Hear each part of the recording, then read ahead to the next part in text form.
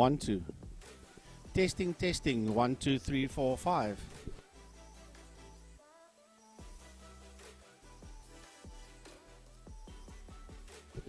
One, two, three, four, five. Testing, testing. 1, 2, 3, 4, 5.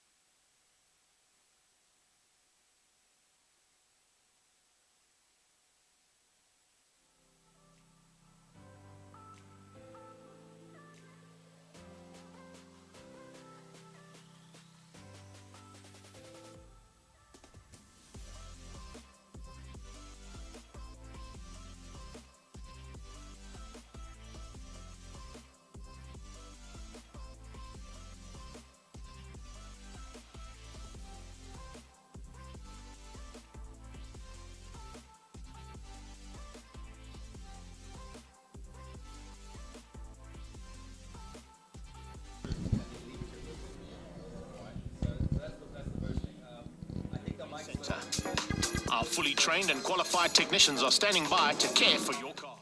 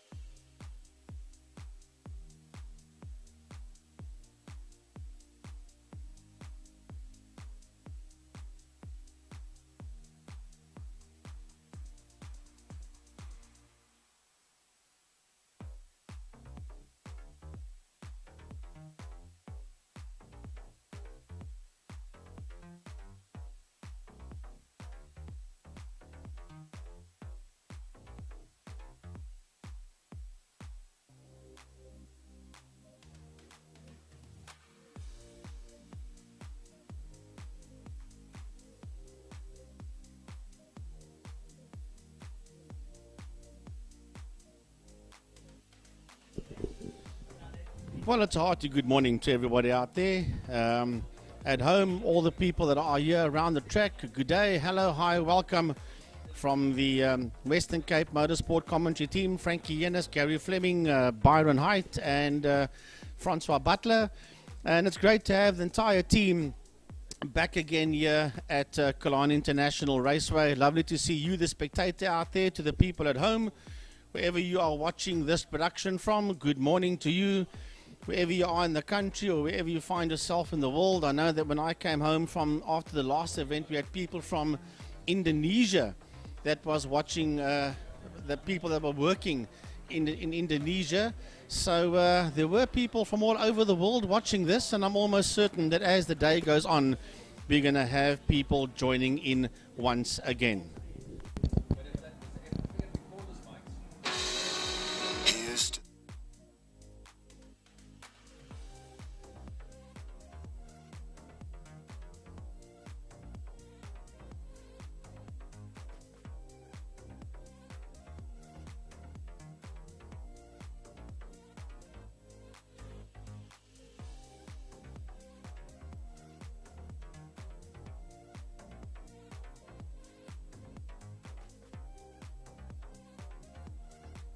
The line they come at Steve Hubgill and Nick Adcock. That's going to be taking them off the line. Good morning to you, Gary Fleming and Frankie Yennis, Mike side. This is the start of race number 1. Steve Hubgill and Nick Adcock. Lovely to see Frankie Nick in Cape Town, and we're going to be seeing him in the 9 hour, the beginning of December as well. So this may be a bit of a shakedown for him and his car on the local circuit. Yeah, the next event will be on the 11th of December. It is the final round of the SA Enduro Championship. It will be a 9 hour, but currently making their way out of turn number 2 with Steve Hubgill and Nick Adcock that sits in P1 and 2. Gary Kieswetter sits in that 3rd position. Right behind him is Dr. Mike Verrier, followed there by Martin Pugh. That's that first group of cars heading out of Interceptor Corner, making their way up the Tigerberg Straight and into turn 4, Car Care Clinic.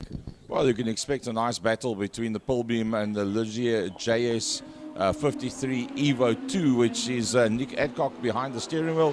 So as we said, with a 9 hour coming up in December, this is pretty much the last time that they can have a bash out there in race conditions. Nice to see that Yanni Hatsi has joined Sports and GT in Class D, and he's the man that carries the titles for Kirsty Swanepoel's hill climb events that we've had to date. He's won both of them, and it's nice to see that he's now made it out onto the main circuit as well. Right, so lap number 1 is in the bag as they head down into turn number 1. Out of turn number 1 and running up the Jabez Straight towards Quarry Corner. The Pilbeam sitting out there in P1 of race leader Steve Hubgill. Then the Ligier in that 2nd position of Nick Adcock. Then the Porsche of Gary Kieswetter. And then the Shelby Can-Am of Mike Verrier. And the other Shelby Can-Am in there behind him of Martin Pugh. Working its way out of turn number 2 now is the Lola of Louis de Jager. And right behind him, he's got the Birkin 7 of Arno Church, and then the first of those 350Z Nissans in the hands there of Emil Botha. Going back down to the leaders down the back main, and while that lead car, Steve Hubgill, he is blindingly quick. Well, with the conditions we've got here today, wouldn't be surprised if he runs around about the 1:10 marker without too much problems whatsoever, as he has done so. Well, I was just about to say he's done sub 110s already. 109.574. He opens the copybook with that one on lap number 2. 109. Well, can any of those Class S Formula Libras a bit later on equal or better that 109? We'll find out, because that will be the 2nd race after this one, as the leader works his way out of Quarry Corner, out of turn 2, through the kink, heading down into turn 3, Interceptor Corner. He's getting away there from the Ligier of Nick Adcock. That's also making his way through the kink and into turn number 3, Interceptor. Then the Porsche of Gary Kieswetter. He's getting away there from Mike Verrier, who in turn is also leaving Martin Pugh behind him as they work their way through the kink and up to turn 4. But heading into turn 2 now is Louis de Jager, Arno Church, Emil Botha. And then I think behind Botha, yes, it's Hatsi that sits in there, and then Devon Lismore. That's the other 350Z Nissan heading through the kink. And then behind Lismore, we've got Ray Farnham, and the last guy out on track is Henny Trollope. Nice to see the Class A battle, which is for 3rd and 4th position on track. 1st and 2nd in Class A. Gary Kieswetter in the Porsche, the GT3, and then Mike Verrier trying desperately to hold on to the back of him now. Mike Verrier has become a pretty well-known name in West Roman Sports and GT Masters iRacing Series, and he's also the man to link up with Motorsport South Africa, and in 2022 he will be the host for the MSA iRacing South African Championship, which will probably be over 8 rounds, and him and the likes of Sandra Bakari, pity Sandra's not out there today, will be the people behind that one. So Mike moving slightly away from the iRacing side of things and out onto the circuit today. On the last lap, there was literally 11 thousandths of a second between the two of them. Kieswetter was about 6/10 of a second quicker on the previous lap, so Mike Verrier's definitely now got it up to temperature. Can he go in search of that lead in Class A?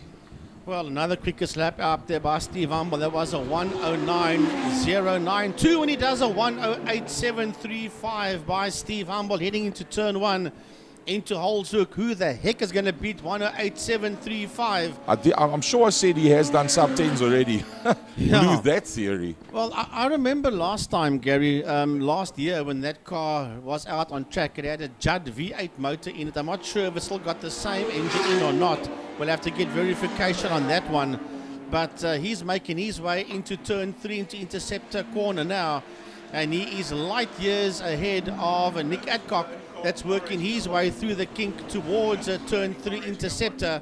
And then heading into turn 2 now is the GT3 Porsche, the Martini Racing Porsche of Gary Kieswetter, and the Shelby Can-Am of Mike Verrier sits out there not too far behind him. Mike has made some ground there once again and caught up onto the back end of the Porsche as it exits Interceptor corner. It's a lonely Martin Pugh working his way out of turn number 2, but there's a lovely little dice heading into turn number 1. There's a big lock up there by John Hutsey as they exit turn 1. Holzhoek and work their way towards turn number 2, and it's Arno Church with Emil Buerta right in there behind him, followed there by John Hutsey, and right on his case is the other 350Z Nissan squirming away around, and that is there in the hands of Devon Lismore. Unfortunately, Louis Diaga, for the second time literally in history, he never breaks down, has parked the car on the left-hand side of the front main, and he's busy getting out of the motor car. I mean, he's been through seasons back-to-back where he's never not finished a race, and well, this is the second time it's happened sort of like in the last 10-11 months, so sure, a surprising one that. 2 laps back, Gary Kieswetter was 6/10 of a second quicker than Mike Verrier.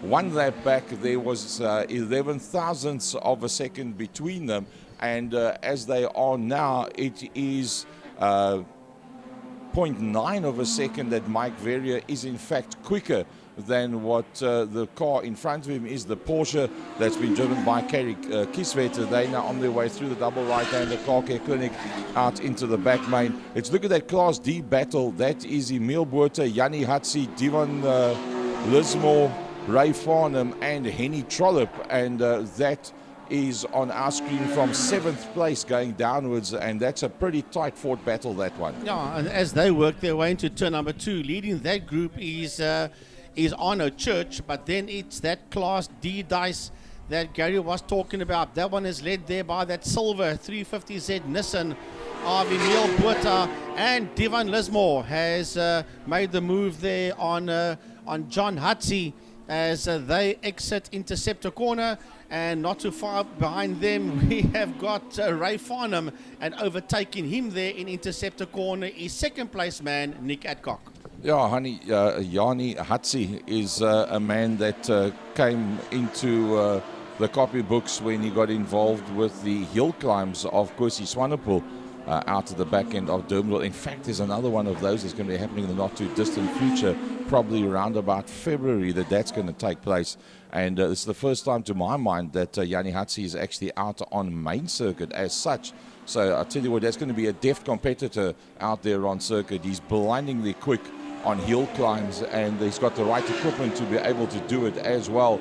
And I expect big things, but he's going to have Nick Adcock that's going to outbreak him going down into turn number 1 and put him a lap down with just 3 laps to go. Well, working his way out of turn 3, out of interceptor corner, is the race leader, Steve Humble, and he's even put a lap there on 5th place man, Martin Pugh. He's caught Martin just before they went into turn number 3, so he has not caught up to Mike Verrier. He's going down the back main. Mike Verrier is right on the case of Gary Kieswetter. They are exiting turn number 1, and they are heading up the Jabez Straight towards Quarry Corner. So that combination he has not caught yet. He's making his way under the Mad Max Bridge now. He's your leader and heading into turn number 1 into Holzhoek as that little dice going down into interceptor corner continues into turn 3 between Gary Kieswetter and right on his case the Shelby Can-Am of Mike Verrier. It'll be nice to see how the Can-Am and the Porsche GT3 go down the back main. A light southeaster, and while the Can-Am should be the quicker of the two given the aerodynamics of it, but that Porsche GT3's got lots and lots of grunt. It hauls itself down the back straight. He gets almost up alongside Gary Kieswetter, drops it back in there behind him. He's still got 2 laps to go after this, taken that he's picked up probably about 1.4 seconds on Gary Kieswetter in total. I do believe he will probably be able to make his way past, but remember, he's also busy with the final shakedown and prep for what they need to do with that motor car come the first weekend in December. Right, so the leader is working his way out of turn number 5, out of Pertamina Fostron, and heading under the Mad Max Bridge. He'll come around and start his final lap. Stevie Humble, still a best time of a 1:08.735 as Humble works his way out of turn number 1, where his second place man, Nick Adcock, he is far, far down the road. I think he's there he goes, making his way into turn number 5 now, into a Pertamina Fostron. And then we will see that dice working its way out of turn 4, out of Car Care Clinic. That is the one between Gary Kieswetter and Mike Verrier. Well, Nick Adcock's also doing pretty decent times out there. He's just done a 1:12.2 with a Ligier Evo 2. So no doubt that car driver combination's got the ability to do some very quick laps around the circuit. But Steve Humble, since he's got involved in this type of racing recently now, has been pretty much in a class of his own. Last time coming through the Class A battle, it's still Kieswetter with Verrier in there behind him. Mike's just got 1 lap left if he wants to pick up that win in Class A. Checkered flag has been readied here on the line for your race leader and your race winner, and that is Stevie Humble across the line in P1. Finishes this race with a personal best of a 1:08.735. That's also the fastest time, a 1:08.735. Nick Adcock will finish in that second position. Just waiting to pick up Nick Adcock. I think he should be making his way into Pertamina Fostron. Yes, he is working his way out of turn number 5, heading towards that checkered flag. And Nick Adcock in the Ligier will finish there in that second position. Cameras are sticking with that Class A battle down the back main, and well, can it be a one-on-one all the way to the line? I think Gary Kieswetter has actually got it all right at this stage of the fight. Although he's being closed down, Mike's in the same situation now as what he was the previous lap, and he wasn't able to consummate it at that point unless he did the setup to see, can I do it? Can I pass him going up to the line? Yes, I can. And that's exactly what he's done. Nope, he's not going to be able to make it. Kieswetter will take 3rd overall and 1st in Class A. And in there behind that will be Mike Verrier, 4th on circuit and 2nd in Class A. And only those first 4 cars on the lead lap: Humble, Adcock, Kieswetter and Verrier.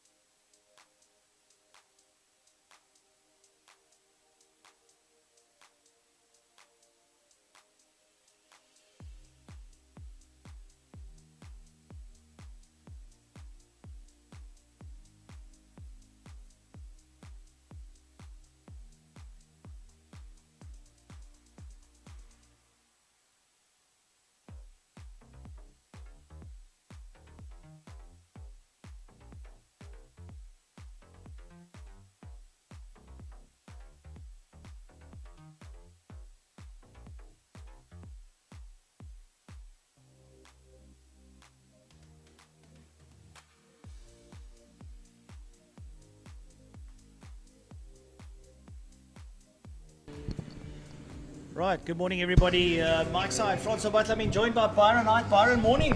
Morning, Francois. I didn't recognize you when I walked in here. Yeah. I don't think we recognized each other. Who's these strangers walking into a commentary box here? That's a hell of a thing. But it's good to have you back. Yes. Welcome back. Well, we were just having a conversation as you join us. The Formula Libres out on circuit were saying we don't see DJ Boyson or Andy Rackstraw, and lo and behold, what rolls out onto the circuit? DJ Boyson and Andy Rackstraw. So I look forward to a real competitive race. Heat number 1 for the Formula Libres. Andy Rackstraw, now the 2-time South African Formula 1600 champion. He basically he won 13 out of the 14 races this year. So I think there's a bright future that looms there for young Andy. A karter of note. I've watched him grow up in front of me in the last couple of years commentating on the karting. And now he's on the main circuit, the Formula 1600, and really showed his mettle. And just the people might not know, I spoke to Claudio Piazzamusa, and he is going to GTC. He's actually riding GTC this last race up in, I think it's at Swartkops that he'll be racing. So, like I said, a bright future for the young Andrew Rackstraw, and we look forward to some great racing out of that. So, we see the officials down on circuit. Byron, I believe it's been quite an indifferent year with the Formula Libres. Andrew also showing his way around here. You know, a good couple of other competitors showing their mettle. Byron Mitchell. Yeah, Byron's been doing very well. One crash this year as well, but despite that, I think he's actually been doing a sterling job. You know, he's been leading from the front, and what happens is when Andrew Rackstraw is around, then it gets a bit of a challenge. But just going back to Andrew Rackstraw there, Francois, it's actually sad we don't have I'm going to say it, a bigger single-seater scene here in South Africa, because now the GTC's gain is going to be single-seaters loss, Formula 1600s loss.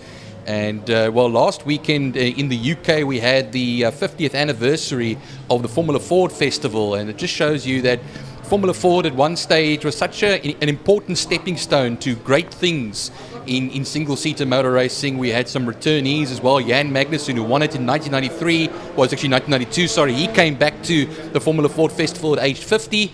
Roberto Moreno, who won it in 1980, in his 60s, came back to compete. And that takes a lot of bravery, because you're getting guys coming there against these young hotshots. Remember Jade Kruger a number of years ago? We had him in the British Championship as well. So it's unfortunate, you know, we don't have a big presence as far as single-seater is concerned. But let me tell you one thing, he's going to give it a go as Andrew Rackstraw in the GTC. Hopefully that class can also grow into a great class as well, and he'll be taking on some real talent over there. Yeah, also nice to see down on the pit here we've got young Troy Dolenchek, also a very avid karter, great racing driver, and he's also now in single-seaters. So we see this progression coming especially from karting, and I've been very fortunate this year to be very involved in the national scene with karting, both rock and rotax, been around the country, and I can tell you something, there is some serious talent being breeded here in the country at the moment. I see just a car has been pushed into position there, Francois, the number 7, that is Bertus Engelbrecht in the speeds. That will be pushed into place. We watch there for the number 29 machine as well. That, of course, is Damien White in that Formula GTI. A lot of Formula GTIs, a lot of VW powered cars in this race. Always a lovely mishmash, eclectic bunch of cars.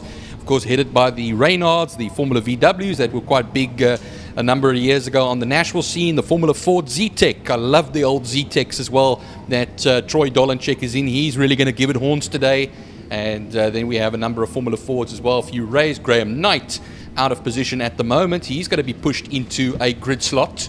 I see one of the other Formula cars is being pushed in. The number 61 is being pushed in. That's Cyril Somerville in the VW Sting. That has been pushed into positions. There's a bit of a delay at the start at the moment. I see a 7-Up liveried, Jordan 191 liveried Formula Ford is looking to join the field as well in the pit lane. I didn't catch the number on that particular car. Yeah, it's difficult to see. It looks like that could be, I'm thinking at Hayden Elwood. It looks like a 76 from what I can see. It's just very difficult to pick up the numbers so far away. But yeah, it's a nice field. It's a healthy field to say the least. I mean, I've been absent from the circuit now for a good 8 months. and it looks like it's really growing. And you know, when people sort of, you have conversations, I'm going back about 12 months now, you know, talking to a couple of the guys at the Formula, they said it's going to grow, and man, has it grown. This is a healthy single-seater Ford, and like you rightly said, it's nice to have a single-seater series, because this too in itself is a breeding ground for a great series. Yeah, you know, overseas as well, there in the UK and Europe, Formula 4 has become the big stepping stone now. And while we have the 5-second board has come up, the lights will go on and go out now, and away we go. Who's going to get it there? Byron Mitchell off the grid already, gets the whole shot into turn 1. Andrew Rackstraw will fall in behind him. A lock up there from DJ Boyson as well, and then just negotiating. Look at the top 4, Francois, have broken away from the field from a standing start. The rest are just left waiting. Yeah, we see DJ Boyson in the second place. Andy Rackstraw's there. Andy's getting a lot of rev there from Troy Dolenchek as they enter Quarry Corner. And they roll out there. They're making their way down to the next kink, down into turn 3. And I can assure you that, look at Troy Dolenchek, like I said, he knows Andrew. They raced in different classes down in the karting section, but they know each other too well. And a beautiful Kestrel landing here on the commentary box. What a view. You wouldn't have seen that, folks, but a Kestrel landing here on outside the commentary box, absolutely brilliant. Now as Byron Mitchell absolutely murders it down towards Fast-Run Corner, Patamina Fast-Run Corner, and pulling away there from DJ. Andy Rackstraw looking a little bit relaxed there in third, to say the least, Byron.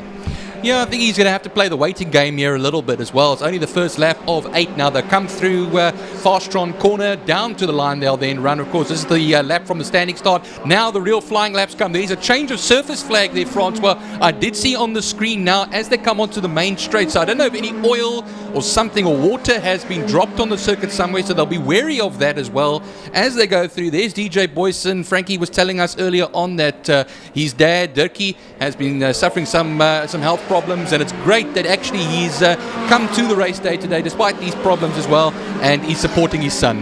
Yeah, so we wish him all well, that he gets well soon. Dirkie Boyson's been part of the racing scene here at Killarney for a good couple of years, and while the guys go around on screen, you can see for the viewers and the viewers that have joined us, welcome folks, great to have you on board with us. It's a beautiful, I would call it a spring day.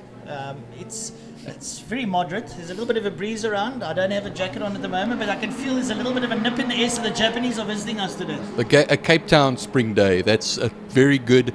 And what happens is we have now Bertus Engelbrecht is being taken over there as Damien White is ahead of them. That's the Formula GTI with the Vodafone McLaren livery. I love the tribute liveries we always have over here, and I think that is Richard Carr that is in that machine. Yeah, so all being led out there by Byron Mitchell, followed there by DJ Boyson. And I see there it says Beaumont. I'm looking there, but it's probably not. It's not going to be Andy Rackstraw. I'd like to see who it is that is out there in his car, and we'll try and pick up. It's James Beaumont that's actually riding that car. So James Beaumont, that's probably why we don't have that pursuance up at the front end of the circuit there, on the sharp end of the field. But Beaumont having a bit of fun out there with Troy Dolenchek, and I mean, that car, that race driver SA car, is a really very well prepped machine, you know, prepared there by Claudio Piazzamusso. So he's having a lot of fun out there with James Beaumont. Troy Dolenchek sitting right up there behind him, giving him something to think about. Well, he's doing a sterling job as Troy Dolenchek. Remember, the car ahead of him is full wings, front and rear. Here we have a Formula 4 that's very twitchy, that's following quite nicely over there as well. He might not finish as close at the end of the race, but still he's giving it a valiant effort. I was talking to his dad Wally this morning. I listening to a conversation between him and Yuri Swart. They were talking about the tyre pressures and the stepping out of the car in the corners. Because it doesn't have any wing assistance, you're very dependent on tyre pressures. You don't want the back to step out. Now Troy, being a karter, he likes the back to step out in the corner, but you have that sort of fine line. If it steps out too much, you spin out. So, you know, it's got to be just on the ragged edge. And this is how these guys like to drive. Yeah, it's all about that precision. Ayrton Senna used to love driving on oversteer from his karting days, and Troy Dolenchek is demonstrating that right now as they cross the line. A 1:10.432 by Byron Mitchell is currently the fastest lap of the race. He's 10.8 seconds ahead of DJ Boyson at the moment. James Beaumont a further 9.2 seconds back.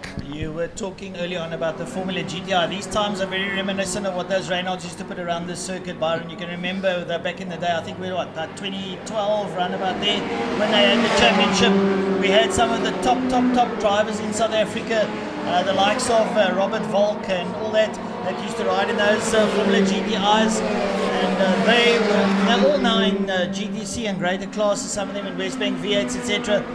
But this single-seater racing is true racing, open wheel to wheel, so to speak, and we see that sort of here in mid-pack. And if we go there, the likes there of Vice, Amundsen, Knight, Somerville, Ramsey, Reino Pence, Kelly Fletcher out there, Hayden Elwood, they're all having a good scuffle. Well, I see here it is Elroy Weiss that has been taken there by Zane Munson, that little orange GT Formula V, sorry. There they come now, the two Formula Vs nose to tail against each other, and that is the battle currently for 8th and 9th positions. But also as well, that is currently the Class C battle in this particular race. They got Wayne Knight 1.2 seconds behind. He's second in the class as well of Class B, but Engelbrecht is basically trundling around here in 7th position and leader of Class B at this time. As we have a look, sort of there with Knight and Somerville, there they all go down now into turn 5 into fast strong corner, and you've got to have a real pair here. I mean, we've got a lady in between there that's really giving them a run for their money, Kelly Fletcher, and brilliant open wheel stuff now. They come out of turn 5, up the push, up the man-made bridge, making their way down towards turn number 1. Literally nose to tail stuff, and the braking, the last of the late breakers there. Blue flags are frantically waving, Francois, because it's Byron Mitchell that's carving through the back markers, and he's interrupting a few private battles over here as well, because he just zooms between Munson and Elroy Weiss. Elroy Weiss is right back ahead in that battle again in the forefront of Class C, but look at how Munson comes right up to the back of him in turn 2. They're going to have to watch out for the likes of Somerville and Knight behind him. Reino Pence also in another battle of his own ahead of Ramsey in 13th position, but 16.819 seconds that Mitchell has over DJ Boyson. Beaumont a further 16 seconds back. Dolenchek still holding it in there as well, and he's second in Class A at this time. But this little battle, as I say, over here as well, that's beautiful to watch coming towards us. Now that battle being led out there by Elroy Weiss. He's got them all sort of perched up behind him, and he's got to make sure he chooses the right line. He's going to go ever so slightly defensive going into Batamina turn number 5, and you see him there, he's trying to hold them off, and Zane Amundsen going around his outside. That takes a lot. There's blue flags waving there for slow markers there now as Byron Mitchell squirms through them.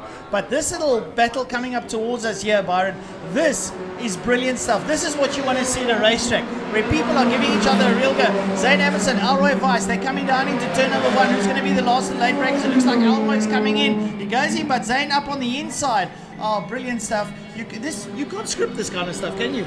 No, you got as well, you got Cyril Somerville and Graham Knight in there joining in the Formula Ford Ray, and still keeping it ahead of them is Bertus Engelbrecht. But I just saw earlier on as well, a little bit further up the field, Damien White, that's driving around in the GTI, has been taken by his fellow GTI of Richard Carl, the Vodafone McLaren liveried car. He is up now into 5th position, White down into 6th. Engelbrecht will be further back, of course. He's basically, you can't say on his own, he's still going on to the Tygerberg straight now. It's the battle that's happening behind him. We could have 1, 2, 3, 4, 5, 6. We have how many guys all in this nose-to-tail battle? Yeah, brilliant stuff to watch here as they come through. Have a look here. Bit of side pod missing on one of the cars there. But yeah, coming out of turn number 4, down the back straight, they make their way down towards Batamina. Sort of Linus turn as they make their way down. And the side pod there of that car ahead of them, one of the slow markers, might interfere, will probably most probably interfere with his handling, so he'll have to pull aside. He'll probably get blue flags as he comes down the main strip. But have a look at that dice behind there. We can see the RDSA car of Beaumont coming through. He works his way through past the group there. But that Class C battle, Byron, it's heating up. It's looking very good as Elroy Weiss leads the pack up. You've got two mindsets there, Francois, because you've got the leaders coming through. They want to clear the traffic as quickly as possible. Then you have this traffic. They're having a private battle of their own, and he's getting in the way of that. Yeah, you know, like, what are you doing here? Why are you interrupting us? But that's basically it. I mean, as you said, Byron Mitchell, he's basically cleared out. He's checked out. He's down the road. 26 seconds ahead there of DJ Boyson. But this lot squirming here into Quarry Corner at the moment. Zane Amundsen now ahead again of Elroy Weiss. That is a epic battle. There's about a 5-car battle going down there. So we've got Elroy Weiss, Bertus Engelbrecht, Zane Amundsen, Knights in there, Cyril Somerville, and then a little bit further back we've got Ramsey, Reno Pence, Kelly Fletcher, Ricky Anderson. They all having a lot of fun out there. So it's good to see so many open wheelies on the circuit. We are down now to, we've got probably a last lap. I see Byron Mitchell has taken the victory there, Francois. There we go, checkered flag out for Byron Mitchell. So we'll wait now for the rest of the field to come through as they make their way up to the line. DJ Boyson will probably be coming over the line, and some of the cars crossing the line now under the checkered flag. That was Damien White and Richard Carr. There DJ Boyson crosses the line now. He gets second place. He's in Class A. And coming through now towards us is that battle. Oh, and look at this. Alroy Weiss steps out here on Carr, and he crosses the line, and Damien White. Oh, brilliant stuff. Damien White, Richard Carr, Bertus Engelbrecht, Alroy Weiss, Zane Amundsen, Cyril Somerville. I'm telling you there, brilliant. Francois, I was just starting to think to myself, I thought that Zane Munson would be much happier having been lapped, so he only has to do 7 laps so you can just get this all wrapped up. Not at all. Elroy Weiss on the last over there, just nudges it ahead of him, and I think what happens is if you take a look at that, I think, okay, it was about a 1/10 of a second between the two of them. I thought it looked closer than that. Well, actually, no. It is actually 600ths of a second. Yeah, it's a bit of a photo finish. So it reminds me of the old racehorse used to watch on Top Sport. You know, you get that like photo finish. You've got to like feed it over to make sure it got where. Lovely stuff. Well, that was an exciting race. I reckon heat number 2 will probably provide a little bit more entertainment than we had need, because now they're just warming up now. You know, they've just felt each other out. Now we'll take it down to heat number 2. We'll give each other a good run for our money. Well, you know, racers get better through the day, just like commentators as well. We also get better through the day as well, and then we like red wine. We like red wine over time. It's just that fine gentleman that we are. But we'll be moving on now to our next race. I think we're going to be going on to GTI Challenge, no, V8 Mike's Place Clubman's Saloons. And of course, we're going to have 2 fine gentlemen over here take you through that, Frankie Ennis and Gary Fleming.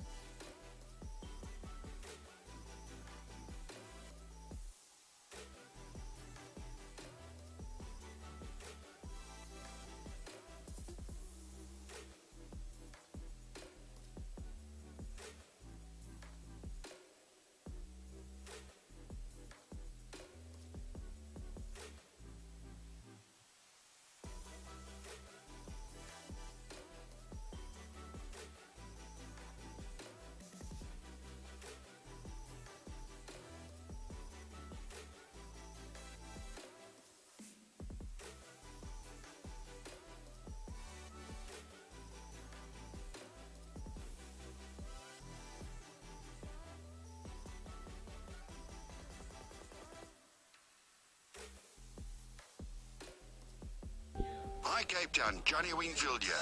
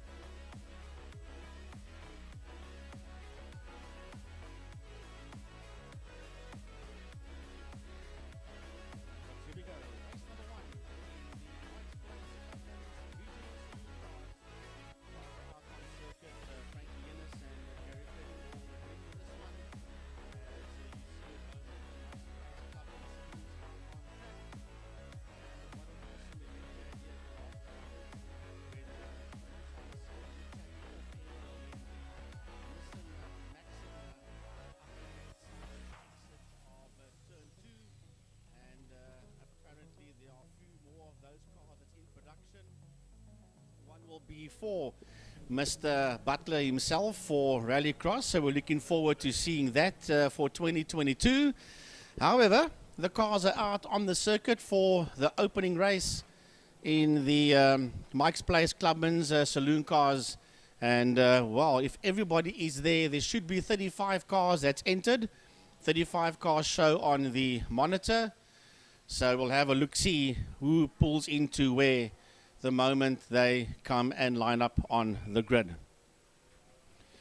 So the grid marshals are waiting, the grid officials are waiting for the Clubman's cars to make their way around. The leading car is busy making its way down the back straight already as the rest of the cars just filter through. So we'll have a look-see the moment they all make their way to the grid. Exactly who's going to pull away there. Alex Johnson is the first of the cars that's leading them down the back straight, the number 7 car. And then they're all racked and stacked in there behind Alex J, as we used to call him back in the day, Alex Johnson, as the Clubman's cars head down the back main. Lots and lots of cars out there on the track. And we welcome our spectators back. Quite a few cars on the hill already, so big hi, hello, and welcome to them. I see there in turn 3 Interceptor corner, there's a few spectators there as well, all sitting there in the one side of the corner. Pretty chilly out there on our main grandstand between 3 and 4, between Interceptor and Car Care Clinic. There's also people sitting on that grandstand. I hope the PA system is working there by you people. And it's a big hello to you guys from us up here in the commentary box. I thought I saw 1 or 2 arms waving there. They might have heard us. Hopefully they did. I'm not sure if everything is working down there. And then a few other cars scattered around the circuit as well. A couple of the hospitality suites, the Bomas are open. And nice to see you people there. You can tune in on IMUSAT. They are bringing us the live stream, the IMUSAT people, Stephen Rhodes and his crew from IMUSAT. And all the photographers that are out here today, Colin Brown, and quite a few of them. I don't know if Arbery de Bruin will be. I'm sure he'll be heading down to Mega Oval in Worcester a bit later on today if he is here. However, Ilyas Ahmad and Alex Johnson are on the front row of the grid, the BMW and the Audi A4. Ahmad in the 63 makes his way into P5. Here comes Clint Renard. He will be there in that 4th position. Then the number 100. BMW in P3, that is Cody Alberts. That's your first 5 cars on the grid already. As we wait for the rest of them just to make their way onto grid proper. I see Willie Goos making his way, Willie Swart, I apologize, making his way into P12. Daniel Kutsia is also there as well. He sits there in that 11th position. Here comes Jesse Huggett. Jess slotting there into that 7th position is Jess with Shane Smith in there as well. And then that lovely Honda Civic jumping there into P10. We'll get the name of that driver now in that 10th position. Well, that's Shane Smith, but Shane is not there. He's not in the Honda Civic. Shane is actually in that 9th position. I can see out the commentary box winner. So what you're seeing on your monitor is not correct. Baby Jakes is there. Head of Baby Jakes is Wayne Wilson. So yeah, it's going to be good stuff. Still a few cars busy working their way, about 3-4 of them working their way down the center of the grid, Gary, to take up their grid position. Yeah, it'll be interesting to see who is in fact in that car. I think it's the 14. But I don't see it on my list, not under Class X either. So, yeah, we'll try and pick up when they come closer to us, if we can just verify the name and number. That is the Dane Angel car, the car that was originally driven by Dane Angel. But yeah, it's all about Ilyas Ahmad up front. And wow, that 3 Series BMW is utterly awesome. Andre Johnson in the Red Bull and PS5 sponsored Audi, that number 7 car. Executive decisions as always on the front visor of that motor car. It's nice to see him out there. Used to be a father and son combination that were racing. Now it's only the one. Cody Alberts has got Frankie quite accustomed to being on the front row of the grid. Today he's not one of them. No, he sits there on that second row of the grid in P3 on the inside of Clint Renard. As we're about to get going soon, the officials are busy clearing the grid. The red flag is still up. You're waiting for the 1 minute board. Then you'll get the 5 second board, and then this one will be underway. So all the clubmen's lined up. 35 of them showed on our leaderboard. So off they go, off the line. Let's have a look. See, I've got a funny feeling that might just be, it is the number 14 car. And according to what I saw on the monitor, that number 14 car is actually supposed to be in the hands of Nias Modak.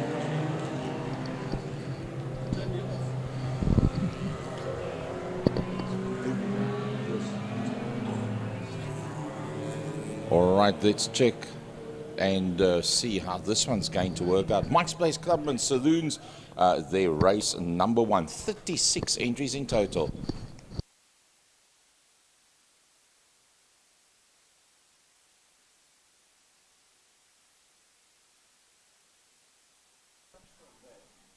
Right, so we're about to go racing pretty soon as they make their way out of turn number 2, out of Quarry Corner, and making their way through the kink. Ediras Ahmad, I think it's the first time, Gaza, that he puts that green machine in pole position. Yeah, I think so. I don't think he's been on P1 pole position before, but he has been blindingly quick of late, there's no doubt about it. And sure, that car driver combination, having a look at Johnson alongside him, it's going to be pretty interesting stuff to see how that one plays out. Clint Renard, recently getting rid of all the gearbox problems and becoming more of a regular out there on track. Nice to see him on the second row of the grid alongside the man that's become accustomed to being on the front row of the grid. And that young man, I don't think he's got enough power to really be able to run with Idris Ahmad or Johnson. We'll see. I haven't seen Johnson on the track for a long time, but he did do a very good qualifying time. Jay Sackett just a little bit further back. Baby Jake's coming up very, very nicely and becoming one of the top 10 on a regular basis out there. In fact, he's going to find himself alongside the likes of Jesse Huggett. And then Smith with the BMW is going to be right in there as well. So, sure, it's going to be very difficult to predict this. A very dangerous task to make any kind of predictions. But lovely to see the likes of Jesse Huggett back out there. Uncle Willie Gous is the oldest driver out there. He's coming off the tail end of the field. He's driving his son's car. And I was told recently he's going to finish off now at the end of the season. So today might in fact be the last time that we get a chance to see Uncle Willie Gous out there on the circuit. He's with the Class E Jetta, and that will be campaigned next year by his younger son Stephen. So sure, it's been a brilliant career for Uncle Willie Gous, but yeah, I suppose at the age of 82 you eventually have to say let's play it safe and go from there. So here we go, alongside one another under the Mad Max Motorcycles and RST bridge. The lights come on very, very late. It's Johnson that gets the hammer down pretty quickly. And look at that, diving across to that inside line is Clint Renard. He closes off very, very neatly. Cody Alberts almost got squashed out there by the Helderberg Nissan Maxima, but he just held the foot in. He didn't give it up whatsoever. The Maxima now up on that inside line, and he brings a very quick BMW through with him. Right, down into turn 2, they come now. It is Elias Ahmad with Alex Johnson making his way through on the inside. There's a big lockup. That's one of the Smith cars that locked up. Could be Gary Smith that locked up over there as they make their way through the kink and into turn 3 interceptor corner. It's Elias Ahmad from Clint Renard, from Alex Johnson. Then it's Wayne Wilson and Cody Alberts. That is that first 4. Jesse Huggett sits in there just behind Ahmad. On his case there is Baby Jakes as they make their way down the back straight, heading down into turn. Major blow up. Major blow up. That's that number 14. Oh, and there's a major pile up. It's happened in turn 4, Car Care Clinic corner as well. Cars going off in all directions. Massive amounts of dust. I'm sure the red flags is going to come out, and I'm sure that our TV crew will have some perfect footage of that. They've got static and mobile cameras down that side. Luckily, I see Uncle Willie's made it through there. That's all fine, but sure, there's a good couple of the cars. Is that Killarney? I think it's on the far side of the circuit. Well, let's have a look and see. I know that car that's reversing on the track now, that is Andre Johnson. There's a lot of cars involved, and that's because of that blow-up of that number 14 Honda Civic, and I'm led to believe that that's Nias Modak that is in that motor car.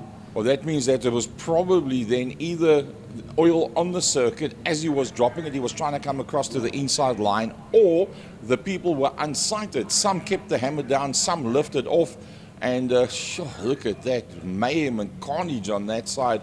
And looks like everybody's just checking out to see if everybody is okay. We've got Byron Height on the radio to try and pick up any additional information for us. Sure, well, we'll have a look and see exactly if they do get any replay here from IMUSAT. Oh, I'm sure they will.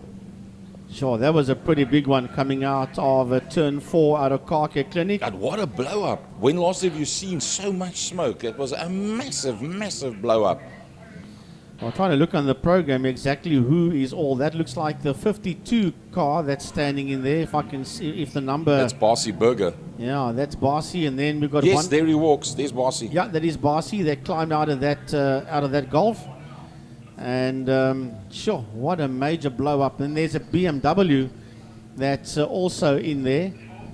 So sure, there's a lot of drama out there. And you were quite right, Gary, when you spoke about that number 12 car that made its way back out onto the circuit again. Jeez, I'll tell you what, that was pandemonium and chaos out there. Just carnage all the way through. Well, let's just wait until they bring through the replays for us. You'll pretty much find, knowing the IMUSAT guys, they're putting a package together that we can see that. And another lovely view out there. Look at the way they've parked all of those V8 Masters. Maybe we can pick up a camera shot of that, of those V8 Masters as well. They're all lined up nicely in the new pit complex, and they're just about good to go after this. Well, that 12 Golf that was cruising back is indeed the 12 car of Peter Kannemeyer. You're 100% correct on that one. So yeah, that is probably caused, well, not probably caused, that was caused by the blow up of that number 14 Honda Civic. It let go in a big time. That's the Ludwig Racing Honda Civic. So here we come, replay. We see them all coming out of turn 4. Here comes Honda Civic, and bang, everything just goes pop under that hood. Well, let's see what happens from there on out, because that's behind the trees. We can, oh, it's just cars going in all directions. And yeah, I think there was a couple of people that, how many cars are spinning there? So he must have had a line of oil that he had dropped down there. And I think you'll find that a couple of the guys probably touched that oil. Well, we'll see if the marshals start with a cleanup session there or not. I haven't seen any cleanup session. So you might find that some of the guys decided, look, this is going to be a massive pile up. We've got to get out of here and try to get off. If you go towards the outside, whatever else is going to fall off the track is going to come with you. So you try and get away to the inside line. But, well, as we said, when last have you seen a blow up that size? Here it comes again. There's something that bounces off the track. There, he picks up something on the track, and boom, that's where it goes. So maybe there was something on the track that hit up against the sump or took a oil pipe off or something or other, because there was 2 items that was there at that point that was on the circuit itself. But at least that one got sorted out. So that's brilliant stuff.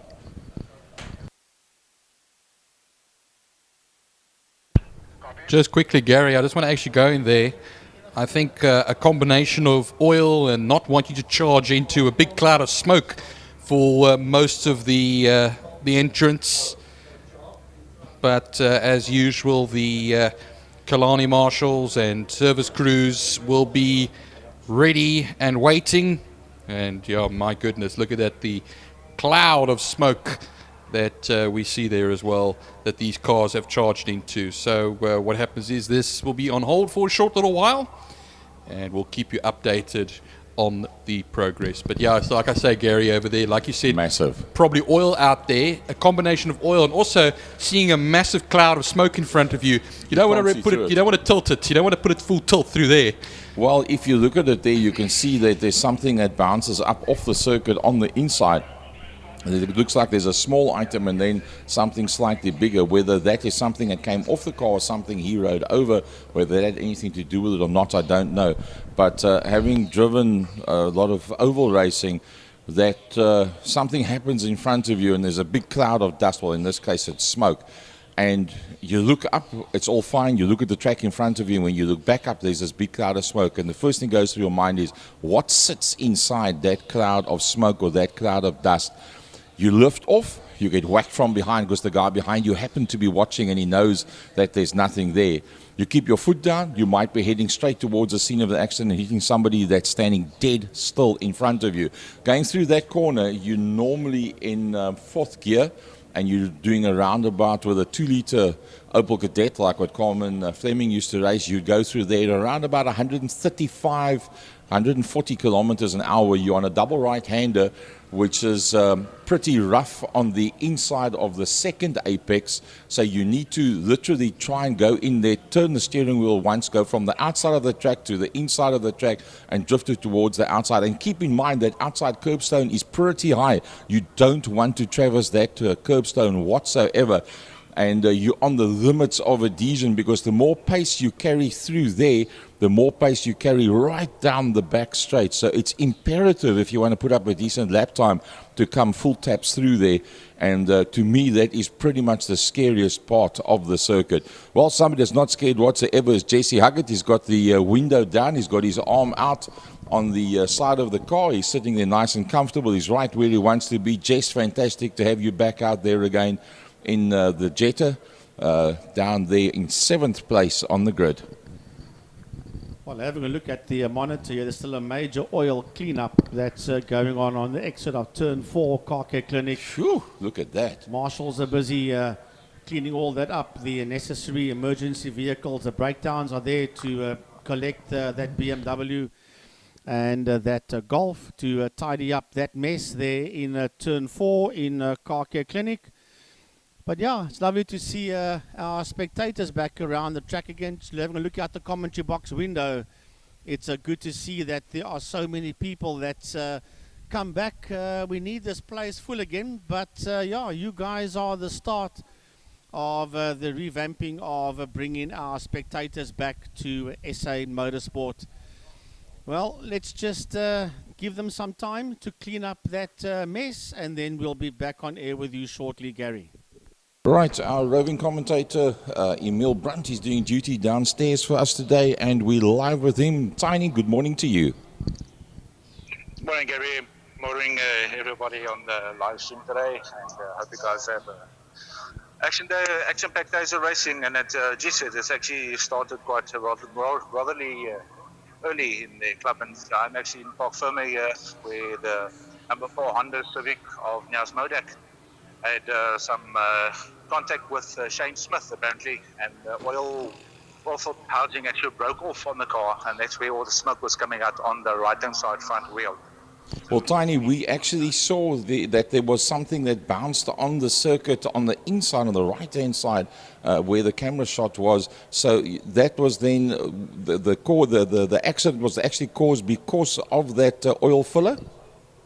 I think so. I'm not 100% sure, but yeah, the car is standing in Park for me, and there is a little bit of oil leaking from the car. So yeah, I think we won't see this car for the rest of the day. Well, there you go. The inside line from Emil Brunt. He's down there in Park for May and bringing us as much information. He'll be moving around during the course of the day and doing interviews down in Park for May and all around the circuit.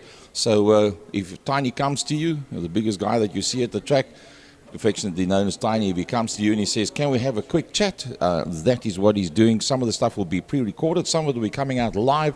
This is one of the features that has been asked on the Mancom that we can add into the racing here at Killarney International Raceway, moving up to the next level. which suits us fantastically. And Tiny, the man that's going to be bringing us all that information. Tiny, anything further from your side? Nothing at the moment, Gary. Yeah, it's going to be quite interesting to see the racing from a different view. And just hope the guys will be wanting to have a bit of a quick chat after the race. Well, there we go. So you'll probably find that Tiny's going to come back to us at the end of this race when the guys pull into Park Ferme, and he can pick up the latest onboard information for us from there.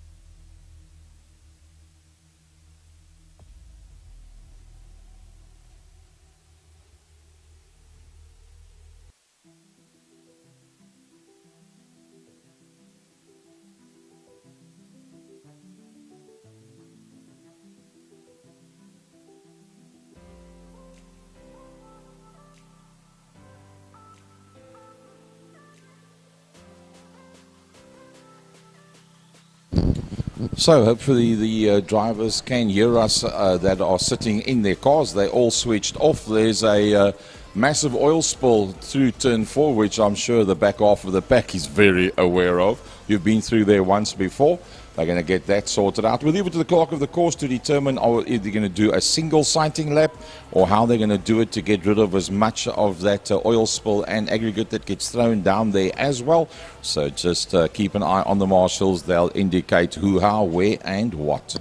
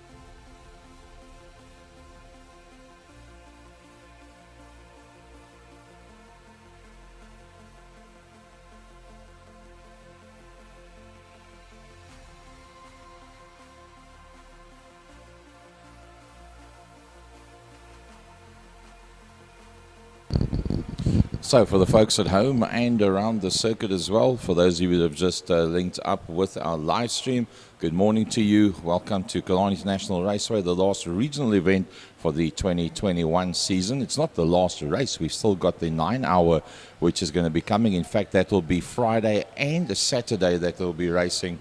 That will be at the circuit, with the historical cars also getting involved with that one. I think it's about 5 races on the Friday, and then the balance and the 9-hour are going to be on the Saturday. That's going to be in December.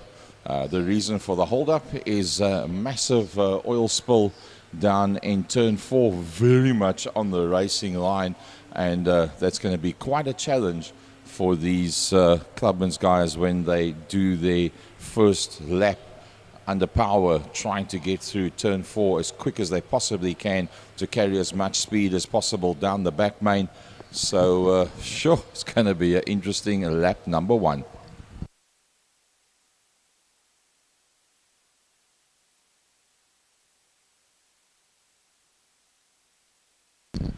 While we've got a bit of spare time, folks, Second Gear Talk Show is going to be doing this Tuesday coming up and the following Tuesday, and in depth on what's going to be happening with the 9-hour weekend at the beginning of December.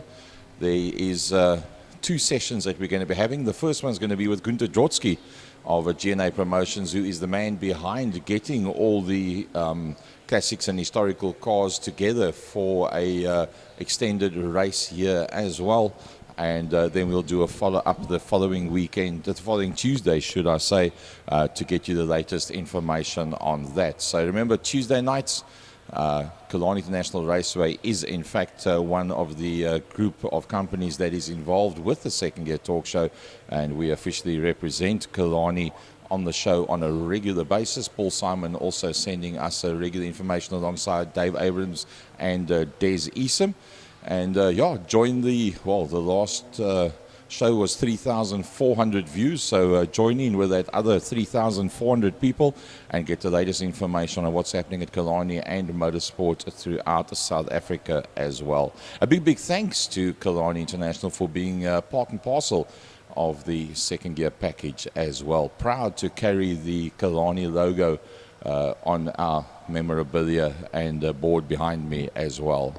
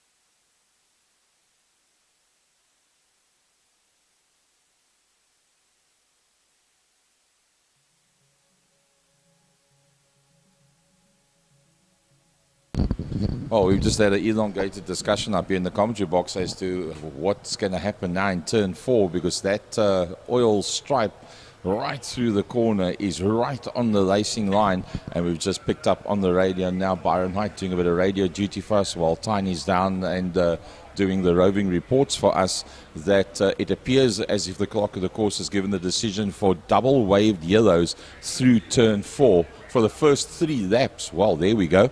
For the first 3 laps, it will be double waved yellows going through Turn 4. So that should help a lot to make sure that everybody can keep their cars together and make it to the end of the race.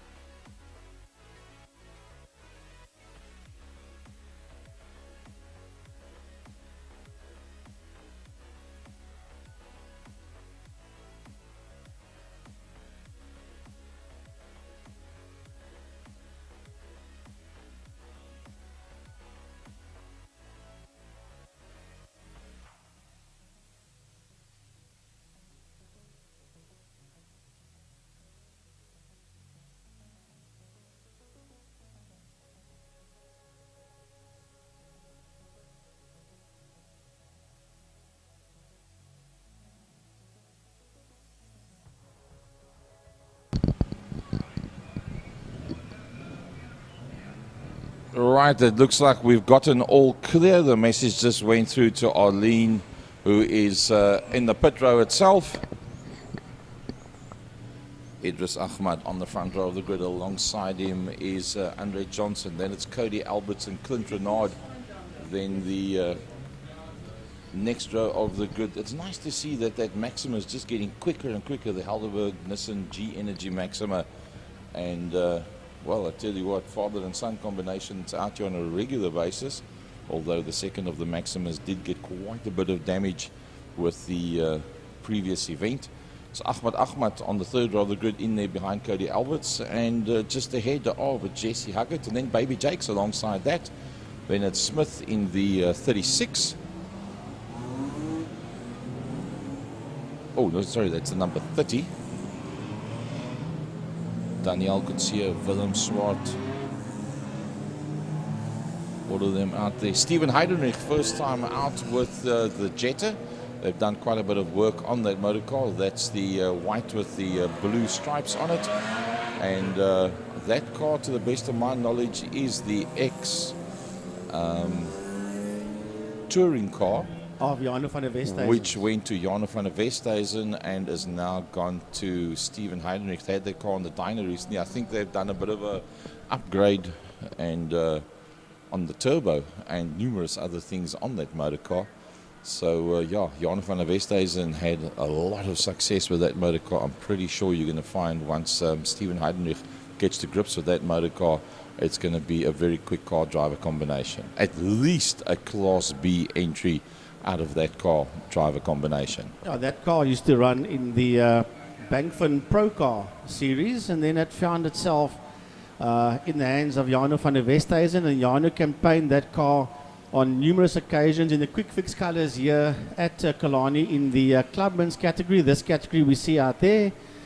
And the car wasn't a very successful car. The driver was obviously far better than what the motor car was, and then they ceased to race that motor car, and it's now in the hands of Steven Heidenreich, and he's done a lot of other work on that Jetta to get that car to where you see it is now out there on track. So 36 entries in total that started off, and as Emil said, don't think we're going to see the Honda out there later on today, unless they can sort out the oil pipe and the necessary problems that they had there. It does not appear to be an engine blow. It's purely a case of the oil cooling system by the seams of it, to the best of the knowledge that we've got to hand right now, that has created that situation where we have that massive oil spill. So, according to Byron Height, who's been on the radio and listening into the inside line, it's going to be the first 3 laps, Frankie, double yellows going through Car Care Clinic Corner. I think that's a pretty good call. That sounds good to me. Yes, I would think so. There will be a hell of a lot of cement dust and that other new substance that they use now to clean up the oil spills. It would actually be interesting to find out what exactly that is. If there's somebody at the circuit listening to us that's got that information, please send it through to us, because whatever it is, it works a hell of a lot better than cement. And I mean, correct, cement is legendary in terms of oil spills. But either way, that was then. This is now Mike's Place, Clubman's coming up to the line. Frankie Ernest, take them off the line. Right, we are going green now as the lights go off, and away they go as they head up into turn number 1. All the Clubman's cars working their way past us, 2 abreast, 3 abreast, some of them even trying 4 abreast, locking up there, going into turn 1 into Holzhoek. And it's side-by-side action out at turn number 1. Idris Ahmad, Alex Johnson, Cody Alberts. That's the first 4 or 3 cars. Up on the inside of Alberts is Renard. On his outside is Ahmad. And they're trying to go 3 abreast there into Quarry Corner. And Ahmad gets it, stepping out of shape. Jesse Huggett comes through as well. So does Baby Jakes. Daniel Kutsia. Ahmad's going backwards. Willie Swart is also busy making his way through there. Ahmad's lost about 4 or 5 positions. And going into turn 3, he's just ahead there of Andre Johnson.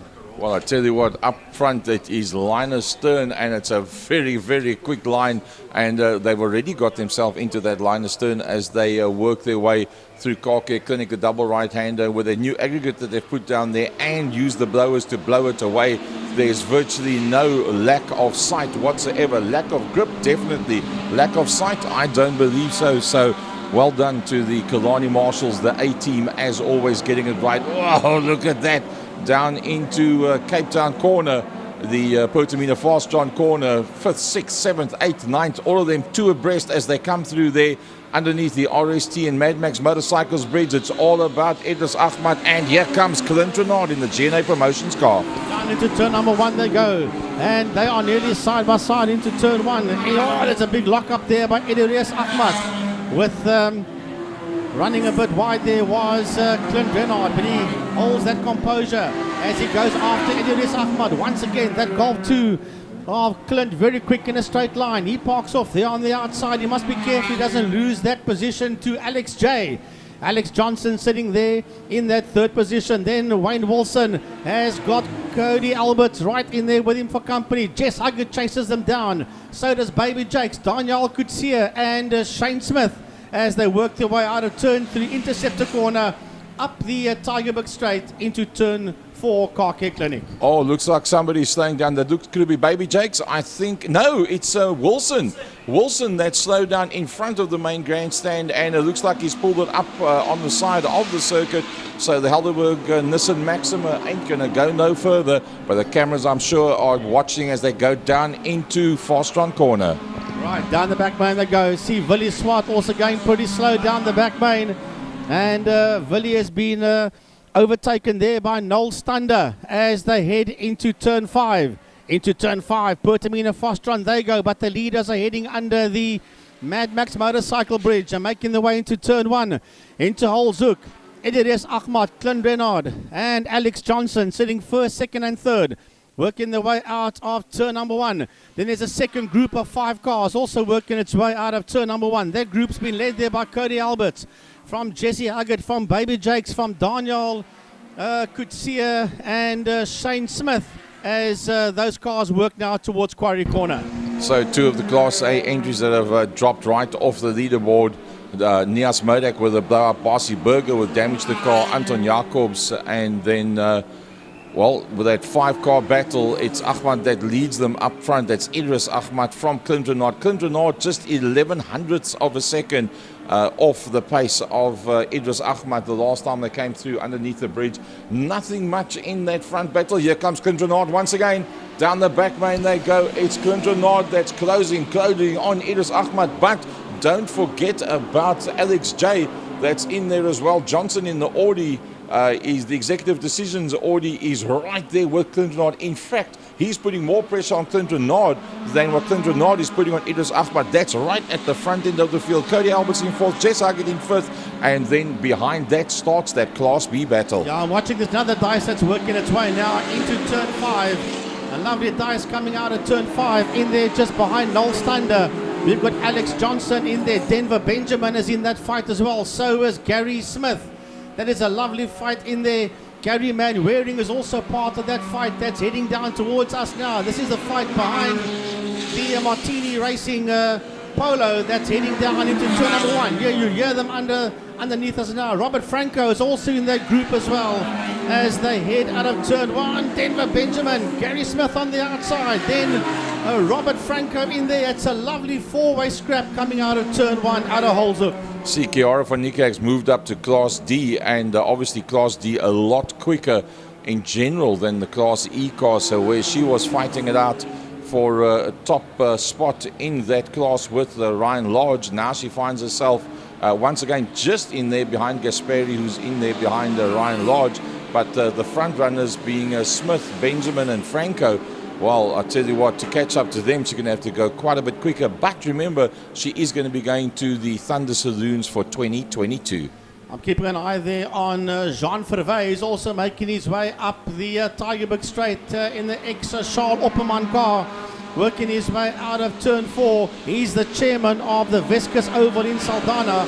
And there he goes down the back main. That's a 32 car heading down the back main. That is the man in that red Golf. He's the chairman of the Vescus Oval in Saldanha, Jean Verwey, making his way into turn 5 into Portamina Fastron. Remember, we've got Alex and Andre Johnson is both in there Andre being the father, Alex being the son, and Johnson Daddy is in the 8 car, and he's just in there behind the Noel Stander, and that with I think it's a VW Polo that he's actually riding with, the Polo 6. So a new car driver combination in terms of the Johnson family. They were always out there with identical looking Audis, the only difference being the color on the side mirrors. Right, let's have a look and find those leaders. They will be able to look at that fight that was heading towards us a bit later on or early on. Yeah, they go down the back main. Down the back main they go. Clint Renard is slowing down. Clint Renard is slowing down the back straight. Trouble out there for the Golf 2 of Clint Renard as the leaders heading to turn 5 into Pertamina Fostron. Cody Alberts is the quickest man there with the 122.238. When they come around, they will start their last lap underneath the Mad Max Bridge. Race leader Eliores Ahmad. On his outside is Alex Johnson. They are side by side with one more lap to go. They head into turn number 1, being chased down there by Cody Alberts, but Gary Clint Renard is back in there again. Don't know what happened to him down the back main. Maybe jumped out of gear, I don't know, but he's in there just ahead of Jesse Huggett as he slows down again. So that's not a gear problem, he's got some other intermediate problem as they head into turn 2. Well, I tell you what, it's pretty interesting that Class B battle that's raging out there right now, and that is between Jacobs and Coetzee, Daniel Coetzee and Baby Jakes. They have now closed up onto the back of the ailing Clint Renard as they go through the turn 3 up the, call it the Tigerberg straight past the main grandstand, and looks like Clint Renard's going to make it to the end, but I think it's going to be touch and go whether we'll see him again. That Class A battle going down now towards Pertamina Fostron for the last time. Heading down into turn 5, Pertamina Fostron for the final time is that leading group of cars. Oh, one off the circuit. Is that? No, that's not Cody Alberts. That was the second place car. That's Johnson. That's Yep. Alex J. That got it all wrong there in turn 5. Fostron. There's a cloud of dust there, but to the checkered flag, a maiden victory for Eliores Ahmad. Cody Alberts comes home in second. Jesse Huggett will finish in third, and Baby Jakes gets to the line just ahead there of Daniel Coetzee. Yeah, that was the Class B battle that you saw there, and coming through slowly here is Steven Heidenrich, and he's made it to the end of the race, but crabbing it along kind of slowly. Here comes the balance of the cars coming through now. It will be Alex Johnson and Clint Renard that have dropped out of it as the rest come through.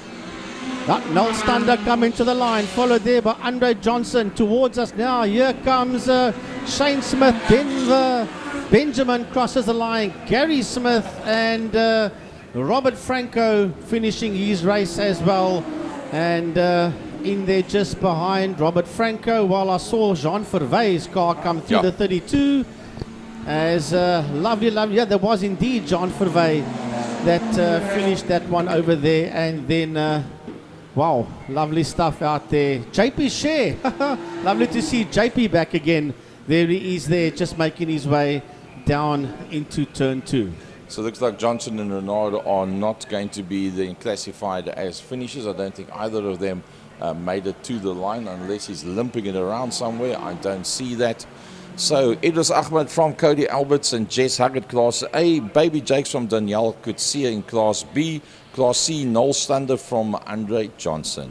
Yeah, and then Stander and Johnson, yes. And then we've got the D class.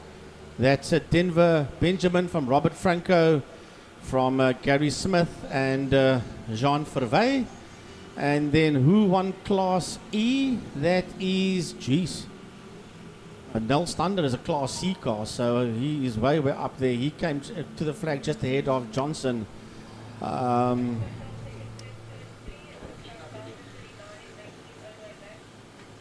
It must be Ryan Large. Ryan Large, yes.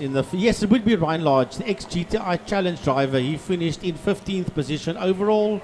And then Kannemeyer would have finished, Peter Kannemeyer would have finished second overall in E-Class.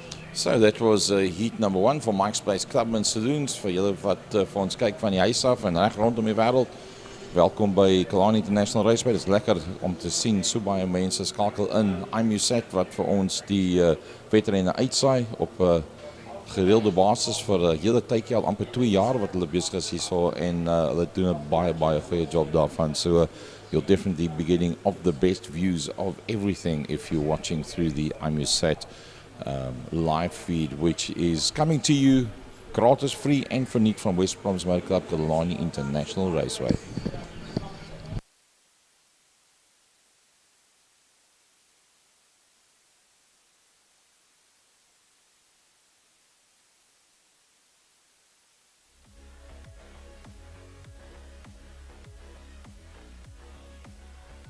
Well, here's a replay of Alex Johnson almost taken out the back of Ediris Ahmad there into a turn 5 Fostron, allowing Cody Alberts through, and it's a cloud of sand and dust there by the Audi, the Red Bull Racing Audi of Alex Johnson.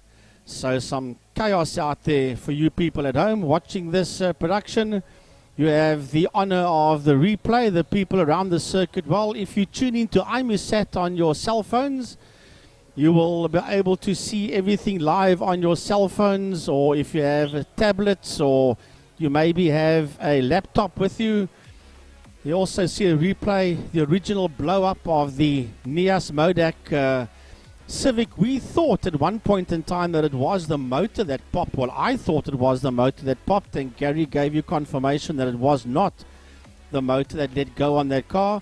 I got a WhatsApp from Ian Long saying that there were 9 cars involved in that oil slick disaster that you see there on the track after the oil was put down by that Honda Civic, and cars spinning and sliding all over the place. Drivers battling to keep control of cars in that cloud of oil smoke. But yeah, 90% plus of them made it out of that one.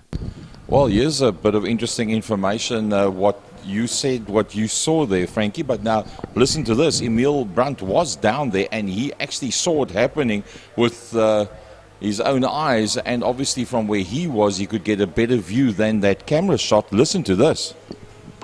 Hi Gary, the Audi outbraked himself completely into turn 5 and this went and dug himself into the sand, and this we had a light rollover, cars on his roof, but the driver is okay. So actually a light rollover where we were saying he didn't miss, he did miss the wall, but he replaced hitting the wall with a light rollover.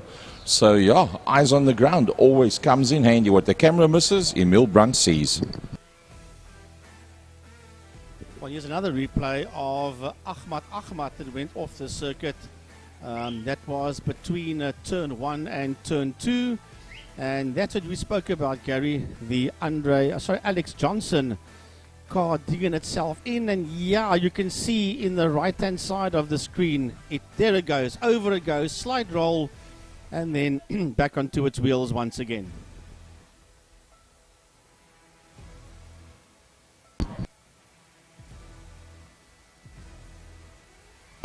So as we said, our roving man going to have a chat with some of the drivers once they finish their race. Cody Alberts being gifted a second place with this one, with the Johnson incident, and this is what Cody Alberts had to say after the race. Okay, Gary, with Cody Alberts here. Cody, quite interesting first race over there. Yeah, the first race was quite interesting. Had a bit of a rough start, struggling with the torque at the bottom end, and then got in a bit of bumping and barging with some of the other guys, but luckily that all set it out quite quickly, fell a bit back, and then I just tried my best to try and catch up to the front again and managed to get a second for the first race. Was it quite difficult through turn 4 with the oil and stuff they put down there earlier? For me personally, I actually never really felt the oil. I see the other guys were going a bit slower, but for me personally, the oil wasn't really that much of an hindrance. Well, there's better luck for a race too. Thank you very much, really appreciate it. That was the voice of Cody Alberts directly after the Mike's Place Clubman's heat number 1, and that down from Park Fermé.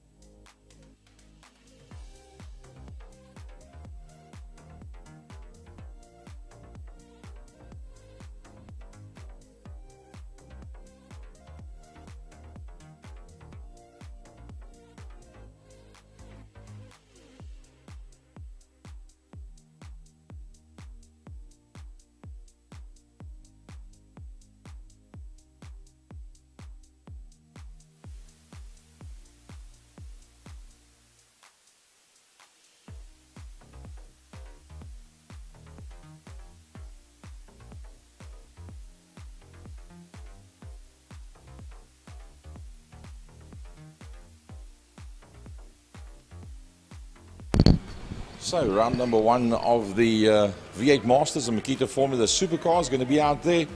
Neandertoy, Ryan Catt, Andrew Moffat, Yassine Damon, Cara van der Merwe and Craig Hume going to be out there with the supercars. Glenn Phillips as well. So a nice little group of supercars. So that's an interesting one. Cara van der Merwe going to be out in a supercar. That's the first. I saw him on the little scooter earlier on this morning and he had a big smile on his face. I didn't realize why. Well, we know now. But I must say the V8 Masters category is looking very, very good. 14 of them out there today. Lovely, lovely. 14 V8s out on the track. Amazing stuff. Here the supercars roll out onto the circuit now. There is Neandertoy coming out. Andrew Moffat making his way out. Then Darman coming out in that 10 car. There's 2 more cars still to come out onto the circuit. Alton Steyn should be one of them. No, that's a 74. There goes Karel van der Merwe out on the circuit. And then the 21 also making its way out. That is Craig Hume. It was surprising, Alton Steyn not out there, although he had the BMW built for himself recently, and he's got the BMW that is now on the oval track, and he'll probably be out at Worcester, where we're going to be going out live from there with Promax Sound later on this afternoon. So if you haven't had enough of 4 wheels and 2 wheels smoke and action, well, then go and get yourself this evening a ticket to watch from the Promax Sound side of the world, and you can then watch the oval track racing from Worcester, the last round, the third and last round of the Boland Regionals, as well as the last club event for 2021. But back to V8 Masters and Makita Formula Supercars. Fabio Tafani, the man that's normally on the front row of the grid, finds himself in pole position. Sean Moore always up there as well alongside him. Then Mark Ridgway and Brown alongside him. So that front 4, sure, that's going to be very, very tight going down to turn number 1. Tafani should be the man to catch. But once again, Jason Ibbotson, the best of the silver class cars out there. Right, here we come. Out of turn number 5, Pertamina Fastron, under the RST Race Depot and Mad Max Motorcycle Bridge. The V8 Masters come. Fabio Tafani will put that car in pole position. Then Mark Ridgway is in there. That 73 is Sean Moore. The 22 was Alistair Brown. The 46 is Jason Ibbotson. Then Richard Schroeder. The 77, Rob Warrington, back in his car again. Remember, Marcel Angel drove that car at the previous event. Then the 29, I think that is Roy Campos. Yes, it is indeed Roy Campos. As then the number 9 is out there. That's Dennis Haiduk. And he's second in the silver class. So once again, Dennis Haiduk doing a good job. But Ibbotson is the man with the upper hand in the silver class right now. Yeah, that's at 46 of Jason Ibbotson. He sits there in 5th position on the grid. So the green flag waves. They will send them out on another outing lap as the cars roll through. The number 2 coming past us, that's Sander Le Bon. And then the rest of them coming through. The 17 is Gary Thompson. And here come the supercars. Glenn Phillips, Leander Toy, Ryan Catt, Andrew Moffat, Yassine Darman. The 74 is Karel van der Merwe, and the 21 is Craig Hume. Yeah, nice to see Craig Hume out on main circuit in a different formula. And wow, Karel van der Merwe. Cut his teeth on Formula M's, did Craig Hume. That's where it all started for Craig Hume. Nice to see that Karel van der Merwe is out there again. I wonder if that isn't the ex-Alton Steyn car. I think it is Alton's car that is campaigning to. It's the same colours as Alton Steyn. You'll probably find Alton said to him, Karel, you drive the supercar here today. I'll be driving the BMW in the heavy metal class at Mega Oval Worcester this evening. So probably, because that is definitely the same colours, or that is the colours of the Alton Steyn supercar. A unique colour. As we refer to Frankie Ennis's shape as a unique physique, that is a unique colour. Yeah. Right, so down the back main they go, behind the safety car. is Fabio Tafani, Sean Moore. Can he get the whole shot off Sean Moore? Sean's also quick off the line. Yeah, then Mark Ridgway, Jason Ibbotson with Alistair Brown. And then the number 4 in there of Richard Schroeder, Rob Warrington, Roy Campos. They're all in the house as they head down the back straight towards Pertamina Fostron, turn number 5. And when they come down the main straight, it'll be all systems go. The lights, the red lights in pit lane is on. And all 5 lights are on at the exit of pit lane. When they go off, it's all systems go. Frankie, Richard Schroeder always second, third, fourth, battling to break into anything higher than a top 5 right now. Well, he's also been around for many, many decades. So, yeah, giving his age away. Are you trying to say he's getting V8 Masters and Makita Formula Supercars? I'm not saying that you are. Coming up to the line, let's see, can Fabio Tafani pull one on Sean Moore? It's Ridgway that's right in underneath the back bumper. Down towards turn number 1 they go. Remember, Jason Ibbotson, the first of the silver class cars, that's on that inside line in a 3rd position. Can he hold on to that one? Jason Ibbotson has got a couple of... going slower is Tafani.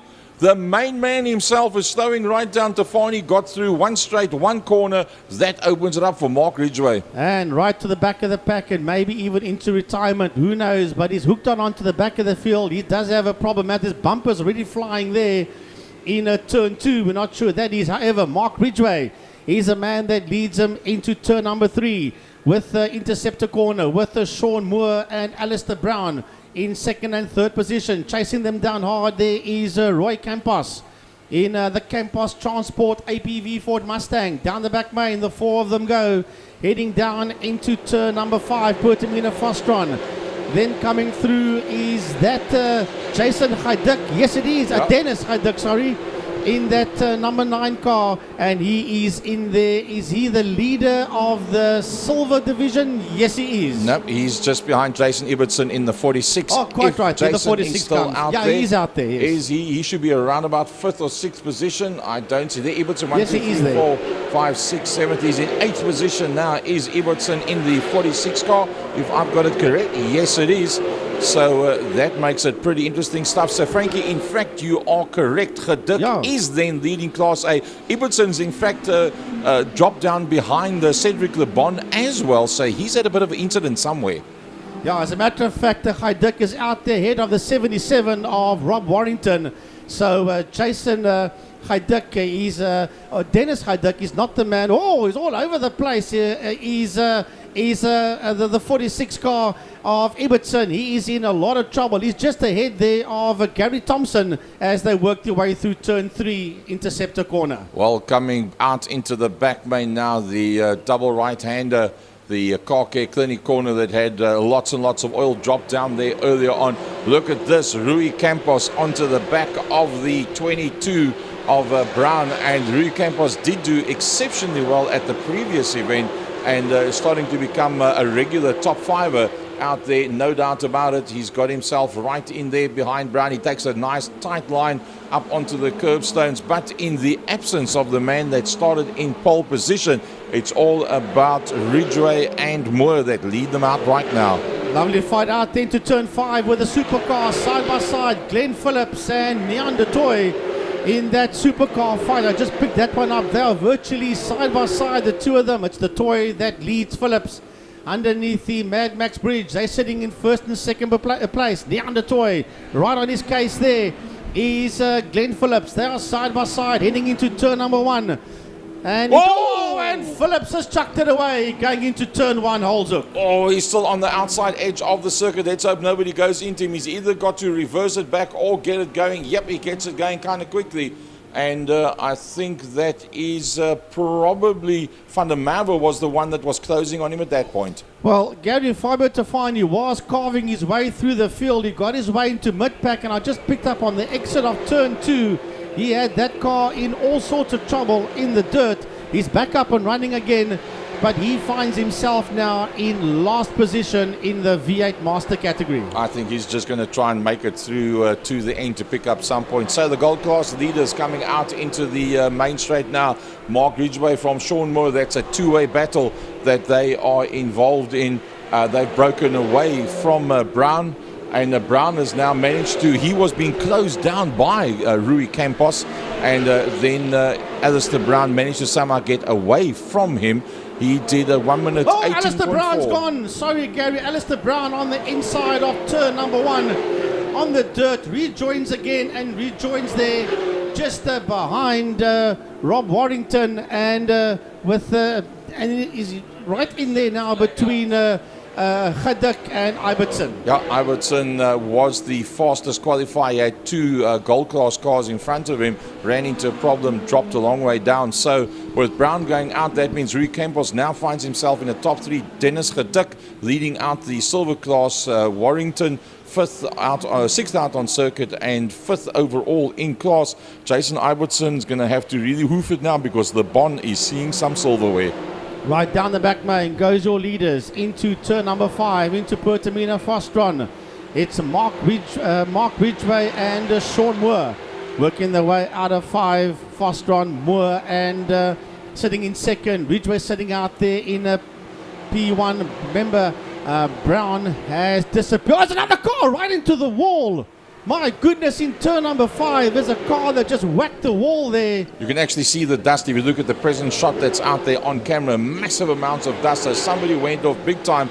We'll try and pick that one up. It's, well, Alistair Brown has dropped down. Was it Ibbotson that went off? Sander the Bond comes through. That could be Jason Ibbotson that has not been able to make it through that corner. We'll try and pick up who that is. It looks like it could be a blue car down that side. So Richard Schroeder is out of it as well. Jason Ibbotson and Stuart Spooner dropping down. I think that's Ibbotson. That was, remember, he was the fastest qualifier. He went very well initially, completely dropped back, started catching up. You said a couple of times you saw the car snaking all over the show. Whatever the problem was, it looks like, if I've got it correct, it is Ibbotson that's down there in the wall, and whatever that problem was, it's beaten him this time. Yeah, it does look like it's the 46 car that's gone into the tyre barriers down there in turn number 5 in Pertamina Fostron. However, man, all sorts of chaos and drama out there, but where are the leaders now? They should be heading into that part of the wall. They should be coming out. Yes, yeah, they come out of turn number 5, out of Fostron corner, and heading down into turn number 1. It's Mark Ridgway with Sean Moore right in there behind him into turn number 1. Then it is Campos coming through. Behind Roy Campos is 77 of Rob Warrington. Then Alistair Brown heading down into turn number 1. Then it's Dennis Chaduk. Sander Lebon is the next man that's coming through and fighting his way back. He's Fabio Tafani. All of them working their way out of turn 1, out of Holzhoek. Well, I think Rui Campos will be pretty chuffed with getting into a top 3, but he's got a problem, and it's called Rob Warrington. Rob Warrington was about 0.7 of a second quicker than him on the last lap. They have got 2 laps to go. You can visually see, since they came past us, and they're now going past the main grandstand towards Calcare Clinic corner, that he's gone even closer. So Rui Campos is going to have to stomp on the gas to hold out Warrington, because they just about now a lap and a touch to go to the end of this race. Right, look in turn number 1. First, second and third in the supercars are heading out of turn number 1, and they are nose to tail. These 3 supercars that's working their way now towards turn number 2. Andrew Moffat, Glenn Phillips, and Ryan Catt. They are sitting, actually it's a fight for second, third and fourth in that class, because the leader is still supposed to be Neon de Toy. I'm not sure where Neon is. I think he's making his way into turn 4. Yes, he is. He is way down in turn 4. That's a fight for second, third and fourth heading towards turn 4. And that's the fight there between Moffat, Phillips and Catt. Well, I'll tell you what, pretty interesting stuff up the front end. Mark Ridgway, Sean Moore up, dusted and disappeared from the rest of the pack. Sean Moore had a look up on the inside of Mark Ridgway as they went through turn 2 and down through the kink into Scepter they go. They've got a supercar that's there just in front of them. They're probably going to pick up that supercar as they go into the double right-hander. No, they come in side by side. That's going to slow down Mark Ridgway. That could be exactly what Sean Moore needs. Yep, Sean Moore is closer. Down the back man they go. Moore is definitely closed up onto the tail end of Mark Ridgway. It's just sixth gear all the way, fifth gear all the way down into turn number 5, Pertamina Fastron. I think Mark Ridgway's got it. Yep, he's held on to that gap. There's just one other car that he's going to have to go past, but that's going to be as they come through the bus stop. Around the outside he goes. Ridgway's done enough. Mark Ridgway will come home in P1. Right behind him in second place across the line is Sean Moore. And then the man finishing third position, that will be Roy Campos. Campos coming home there in that third position. Wow, what's happened to Rob Warrington? Rob Warrington's gone missing. Well, here comes Alistair Brown across the line, and then behind Alistair Brown, it's Dennis Haiduk, followed there by Fado Tafani and Sander Lebon coming through as well. In the supercars, the leader of the supercars is making his way down the back main all on his own. That is Neon de Toy. Neon de Toy heading now towards turn 5, towards Pertamina Fastron. And Neon de Toy will win the supercar category rather comfortably indeed. There's not a soul in sight in his class around him as Neon de Toy brings the supercar across the line. Neon will finish in P1. That fight for second, third and fourth in the supercars is not done and dusted yet. Here they come towards us now. That's going to go to Glenn Phillips. Yes, Glenn Phillips will come across the line second in that category, followed there by Andrew Moffat and then the number 11 of Ryan Catt. Oh, pretty good show there by Ryan Catt, I must say. He was right there where it counted. Karel van der Merwe and Yassine Damon and Craig Hume, 2 in gold and 1 in silver coming through behind that. So that was round number 1, V8 Masters Makita Formula Supercars race number 1. Fastest lap by Sean Moore, 1 minute 17.662.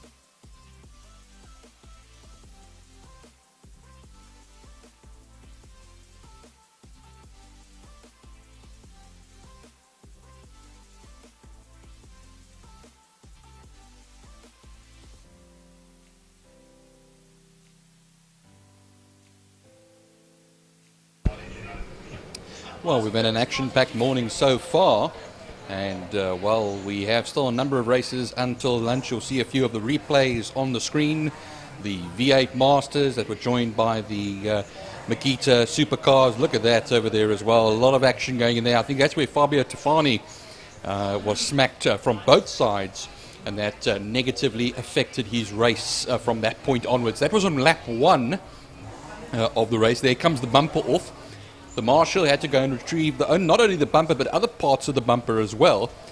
And he did it alone. I watched from here as he actually ran. He had to throw onto the side of the circuit. Here's now the V8 Masters lead. Battle Neon de Toy on the outside, the 64 on the other side that spun over there as well. I saw a change of surface flag, Frankie, was being held out just underneath our position here in the commentary box. So I don't know if any oil was put down, but I know a lot of sand was on the circuit. Now, that was the Jetmaster car you saw spinning there of Glenn Phillips. So we'll have a replay. There you see them come side by side. That was early on when he was having that fight out there with the Neon de Toy. The Toy going through, and there the Jetmaster car, number 54 of Phillips, spins there in turn 1 into Holzhoek. That's just one of the replays shown by IMUSAT. Well, we've had our fair share of drama out on the track today. There's the race control. You can't quite see the commentary box. We've got our main sponsor's name there, Wingfield Motors. Lovely to see the Wingfield Motors sponsorship. Johnny van Niekerk of Wingfield Motors, and the best price for my car. It's about the 9th year, the 9th season that Johnny van Niekerk and his team at Wingfield Motors sponsors the Power Series at Killarney. Well, Gary was talking earlier about Rob Warrington. Here you can see in the replay exactly what happened to Rob Warrington, losing the tail end there of the 77 Ford Mustang going into Pertamina Foster on turn 5. And that's what dropped him all the way down. He was on the dirt, as a matter of fact, and got himself slightly out of shape, and then spun the 77 car around. Slip sliding away. There's never a dull moment here at Killarney International Raceway. We've had some very exciting races. We started off the day with the Lauda Sports and GT cars, had some single-seaters, Clubmans that had some action-packed race, and then the V8 Masters and Makita Formula Supercars. We move now onto the STC Classic cars and Bijou Trustees Fine cars. 26 of them in all out there. Slightly bigger field as well for the fine cars. Arnold Lambert will be the man on pole position in the VW Jetta, ahead of Gunther Appelgren in the E36 BMW. That's 18th and 19th overall, but none other than Franco Donadio, the Ford Escort man. He is on pole position for this race, and we have the likes of Eric van der Merwe out there as well. Trevor Momberg in his trusty Ford Capri that he's been campaigning for the last number of years, but he's back now. Andrew Honeywell in the Porsche 944, Ferdy Mouton in the Ford Mustang. I see the Mustang sitting in the pit lane over there, waiting in the wings to come out. Eric van der Merwe, he's usually in the 944 Porsche, just like Dr. Jeff Bill, and that's the 9th place man over there as well. Also 3rd in class, Ferdy Mouton, 5th and leading the class as a pole position man. And that will be starting alongside, well, just behind Honeywell in the Ford Mustang, or sorry, the 944 Turbo of Honeywell. Well, Emil Tiny Brunt of Tiny's Pit Box, he's very excited indeed. Shawnee Bester back in again. We were worrying and seeing what is he going to be on the entry list today. It looks like he is. He saw him in Parc Ferme as well, and he's going to be campaigning one of the minis. Dion Valentine also in his Leyland Mini that you'll find down in 11th spot. Sean Bester will be 17th, and he'll be starting with Leon van Lidden. That's, of course, a Class D entrant. Sean Bester will be Class X, and he will be rounding off as far as the classic cars are concerned. But we'll take a break for a little while. It's still just getting Rob Warrington's APV out of the way. So a little bit of cleanup to do, but a big thanks, as always, to our Killarney marshals, doing a magnificent job every race day. And they not only do the main circuit race days, they do all the race days through the year, and also lots of track days. So got lots of experience. We'll go off air for a little while, but myself and Francois will see you soon.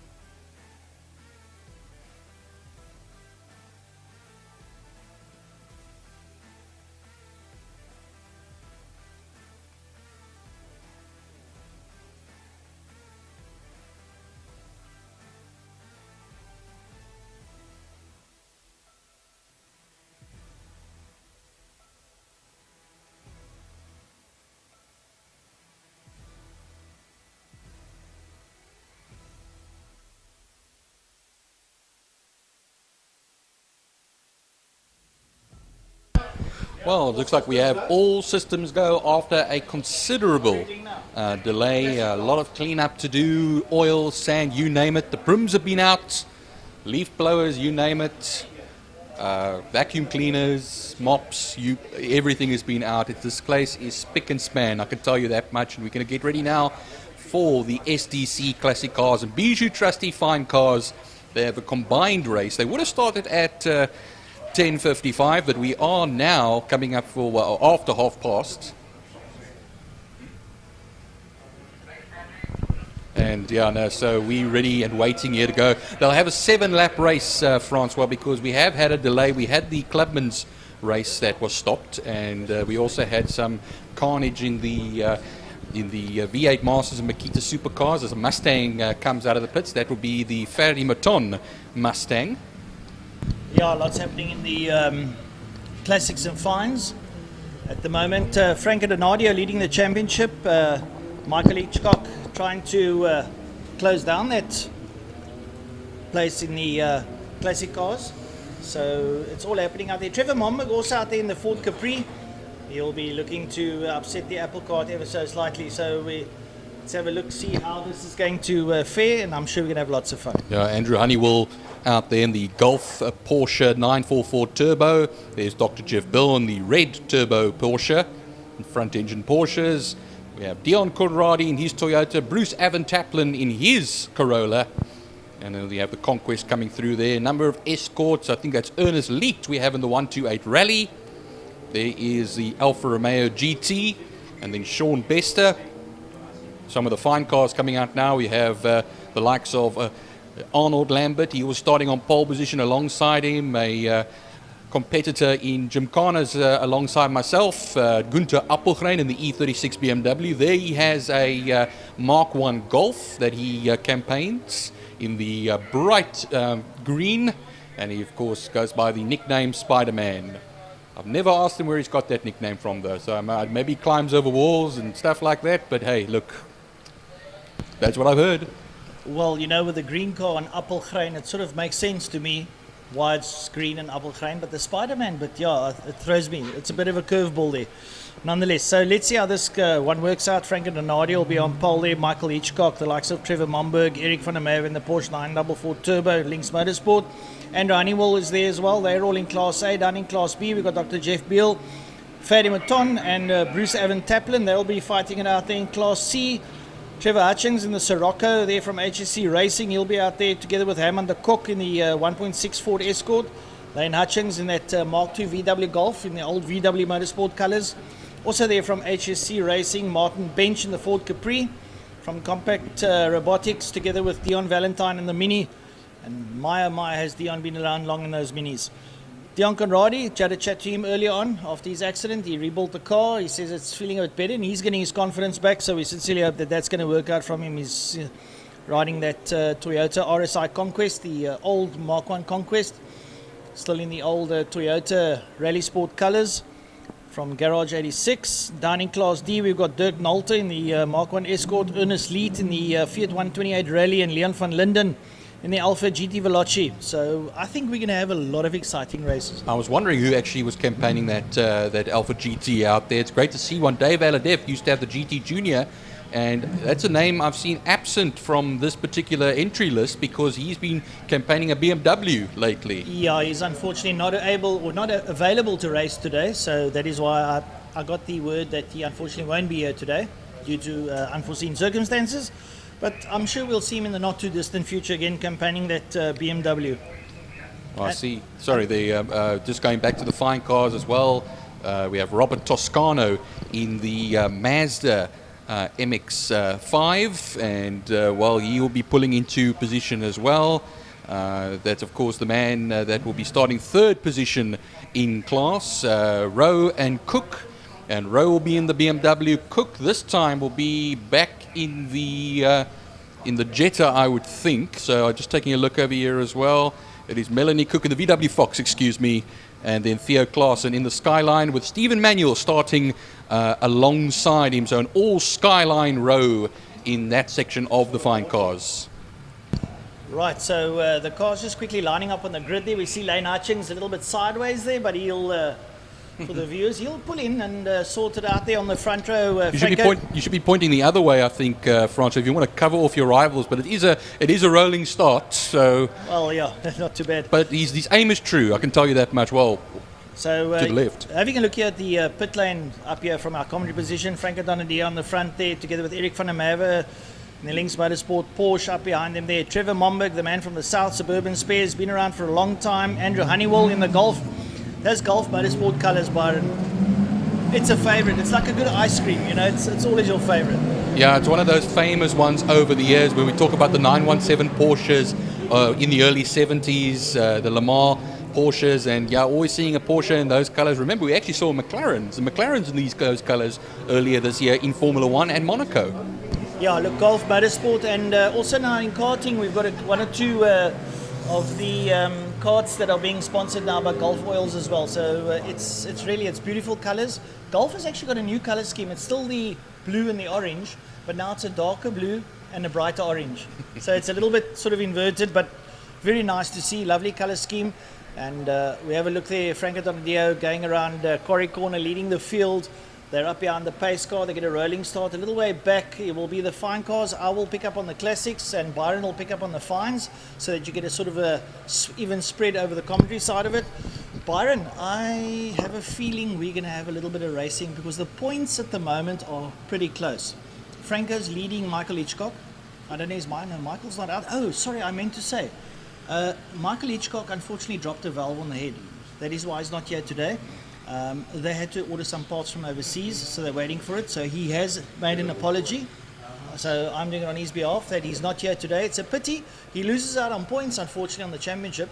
So I think it's actually been given to Franco on an open plate, all things being equal. It's those unforeseen things, Francois. When we're talking about amateur motorsport, we have those things. You know, it's not like the big budgets that you get in the professional realm where, you know, a plan is made, sponsors' money comes in. If you miss a race, you miss a race, unfortunately.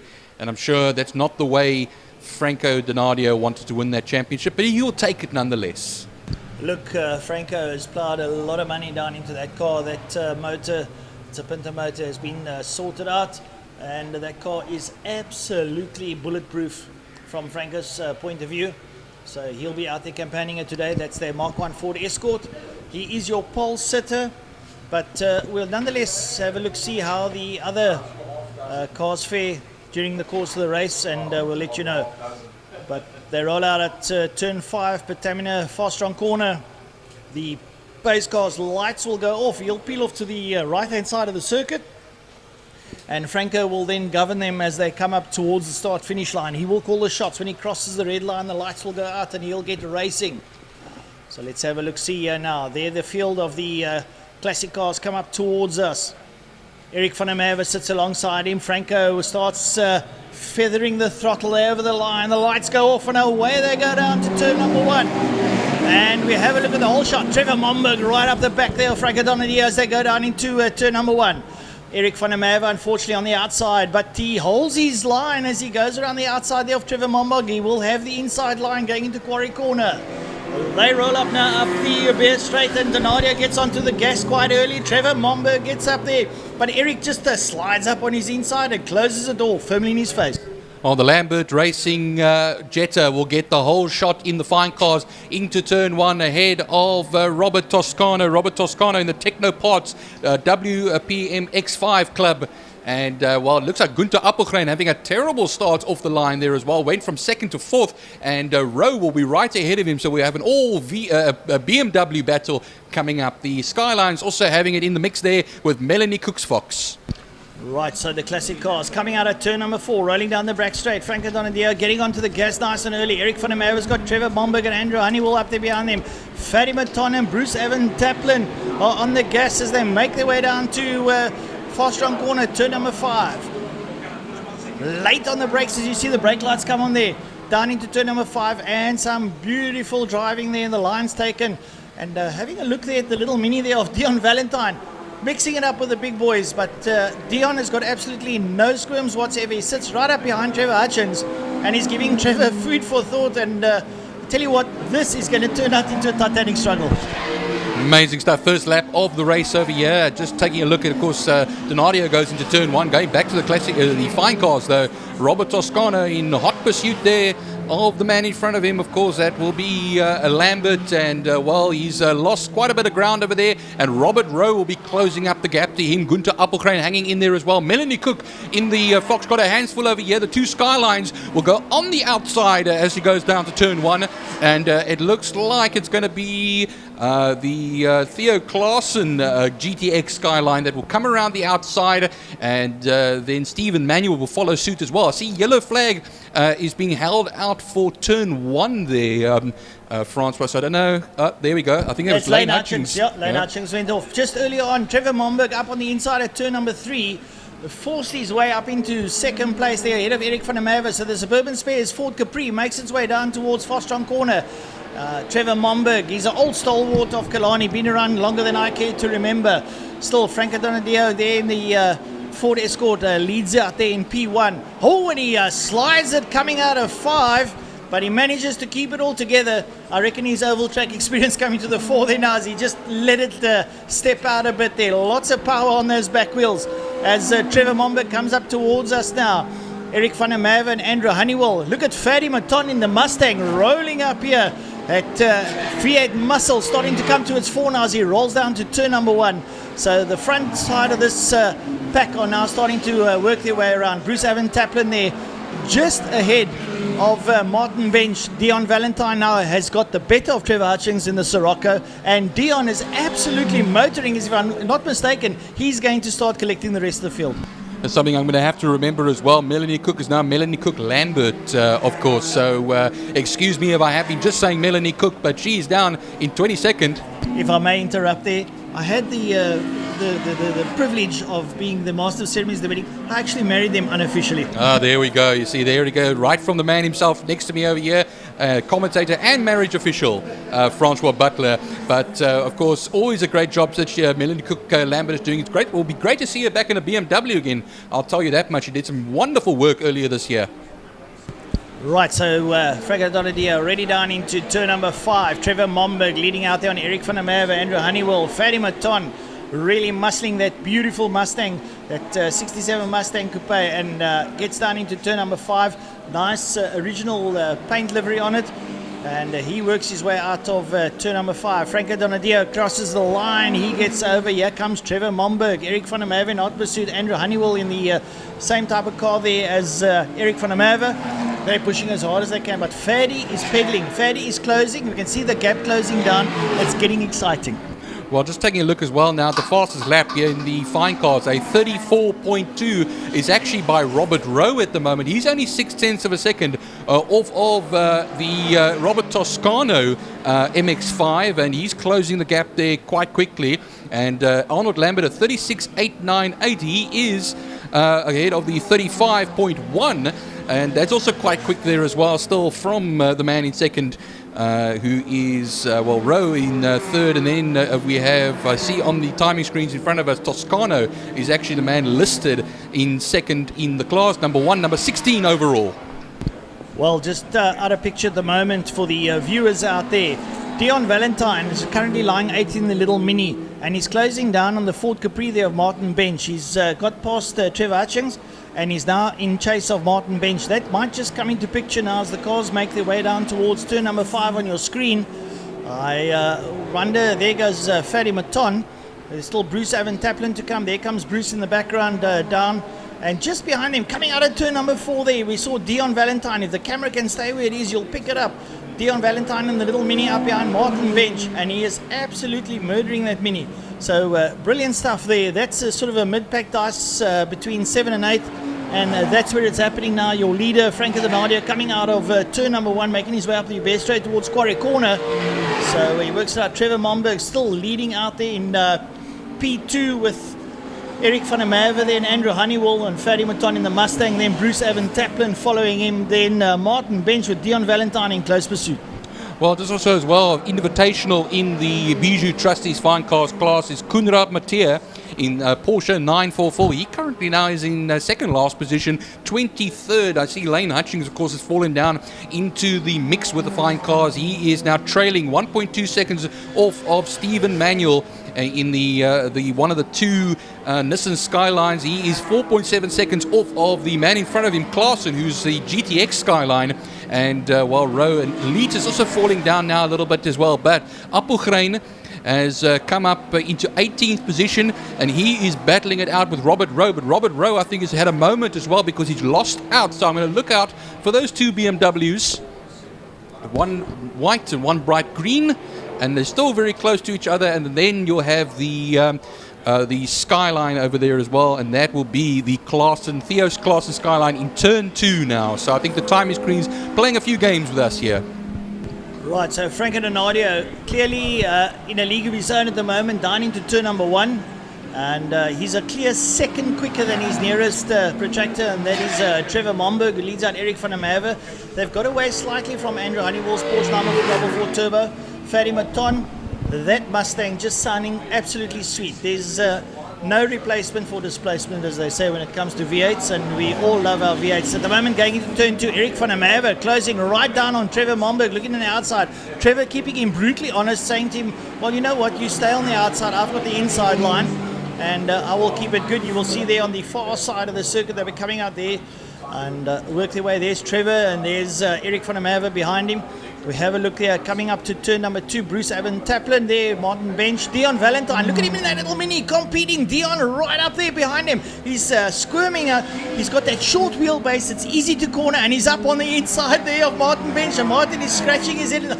Where did you come from? Dion's like, up on the inside, and Dion takes him up on the inside of turn number 3. It's amazing, it's all about the corners for him as well. He doesn't have the power down the straights, but look what he's doing over there as well. And I love how the minis are going, but it is now 2 laps left to go, including the one they are currently on. When they cross the line now, there'll be 1 more lap left to go, and Lambert leads Toscano by 7/10 of a second in the fine car section. Third is Theo Klaassen. They have Van Lieden and Leet between them. Appelgren has gotten his way past Rowe, and Rowe is a 10th of a second off of Appelgren. That will be the battle for 4th and 5th positions in the fine cars class. Going down into turn number 5, coming into picture, there's Martin Bench in the Capri. Dion Valentine shuts out Bruce, and he's right there. He's going to take it down now towards turn number 1. We're going to keep you on board now. That little mini absolutely pedaling there. Dion Valentine has got his foot firmly stuck on the floorboard. He gets a bit of draft there now from Martin Bench. That might assist him now as they go down into turn number 1. He's not close enough, so give him another corner or 2, and we've still got a lap or 2 to go, Byron.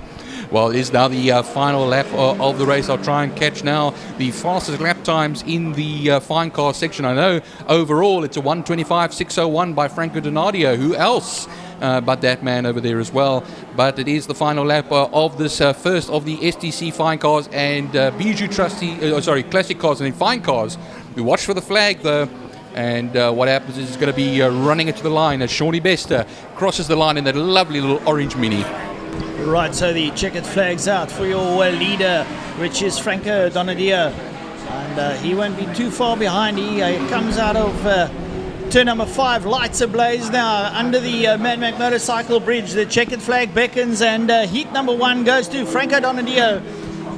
From the Donadio Transport. Here we go. And Eric van der Merwe got the better there of Trevor Momberg. Trevor must have made a mistake. So the Lynx Porsche comes over, followed there by the Suburban Spares Capri, and then it'll be the Gulf Motor Oils there of Andrew Honeywell, Porsche 944 Turbo crossing the line.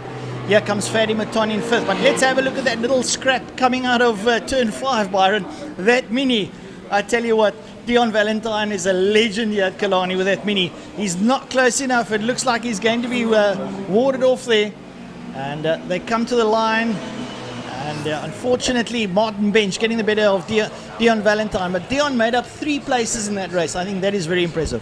And that's something to write home about there, Francois. And let me tell you one thing, he's going to give it a good go in race 2. As I see that, I think that's Herman de Kock coming into the pits there as well now in the Ford Escort. And I think that he will not cross the line to finish this race as the Trevor Hutchings in the Sirocco comes through. One of the other escorts as well. And Shawnee Bester comes through. We'll watch now for the fine cars coming through now. Lambert should take the victory over here in that lovely sky blue Jetta ahead of Robert Toscano. But Robert Toscano, let me tell you one thing, 0.6 of a second. He gave it a good go over the last few laps. Then it's Theo Klaassen in the skyline. And then a few cars out of position. Then we have, it will be Appelgrein and Manuel. Cook will come through in 20th. Cook Lambert, I should rather say, ahead of course, de Kock will classify. Then Mattia came through earlier on as well. That's Koenraad Mattia, the Invitational in the 924 Porsche. Actually, no, he comes through 22nd. And then Robert Rowe, who was having a lovely battle there for Appelgrein in the all BMW E36 battle, will come through in 21st position and penultimate position for the fine cars. Well, I think we had a good bit of entertainment there, Byron. I don't think that anybody can be too upset that the entertainment levels were a little bit low there, especially coming from the likes of Dion Valentine. I think he had a lovely scrap of it. I was thinking that Ferry Maton might muscle his way a bit further, but not the greatest of starts for him, so he had to sort of work his way up the field, but he did pretty well. Martin Bench, well, he took it to the end. He didn't want a little mini passing a Ford Capri, that's for sure. So yeah, Bruce Evan Taplin, good outing there by him, all great. Right, so we're going to two wheels. Talking about entertainment, yep. Here we go. We're going to have, of course, the Power Sport motorcycles first, and then the South Superbikes. And, well, that's going to be something to behold. Well, let's just explain to the folks that might have joined us here on the live stream. Power Sport motorcycles, a twin-cylinder 650. It's either the Kawasaki or the Suzukis that are ridden out there. And then that's the Class A bikes. And Class B is the 300 class, which is basically your Kawasaki 300. You can also have the Kawasaki 400. You've got the KTM 390s. So the Yamaha R3. You can basically ride what you want in that class as long as it matches the class. Oh, it's a terrible sight to see, Francois. That Alpha GT is now looking a little bit dented, too dented. You can see the rear of the car and the front of the car, so there must have been a heavy one. There's the tires on the right-hand side where the marshals are sweeping up. That must have been quite an impact for the number 41 Alpha. Well, I can always refer him to a couple of very classy panel beaters. But once again, another little hold-up because they'll do a little bit of sweeping and repack the tyres, as the viewers can see. And a rather dejected driver standing outside his motor vehicle looking at the damages. And remember, that's an Alpha Junior. They are not readily available, so there's going to be a little bit of panel beating to be done there. Panel beating, maybe some calls to some overseas connections and all kinds of various things. But these the Alpha Maniacs are quite resourceful, I'll tell you that much. And what happens is you need quite a bit of money to get these machines fixed, but they do it, and they do it well. It's good to see the driver is okay, though. He'll take a look there at the front of the car, because that will go on the flatbed. Well, he hasn't run out of money. He's run out of talent, unfortunately. But I think the only thing that's hurting him at the moment is the damage on his motor vehicle. Yeah, no, that's the main thing. That's actually good to see that he is all right. The flatbed will come. The GT Junior will be placed on that particular flatbed, and then what happens is we're taken right back to the pits. But yeah, that will be a little bit of a delay. We'll join you shortly for the Power Sport motorcycles, followed by the Superbikes. And still plenty of action to come today. Once we finish with the first half of the program, there's going to be still a long, very exciting second half of this program. Yeah, indeed. There's some more car racing, some more motorcycle racing. We'll end the day off with a GTI Challenge 1 hour enduro. That should be pretty exciting. It'll be a Class A, B and C, but also a little bit of indexing as well. So I think it should be quite exciting to close off the day. So folks, don't go anywhere. Go to the kitchen, get a cup of coffee, a cool drink, make yourself a sandwich, and we'll be back with you pretty shortly.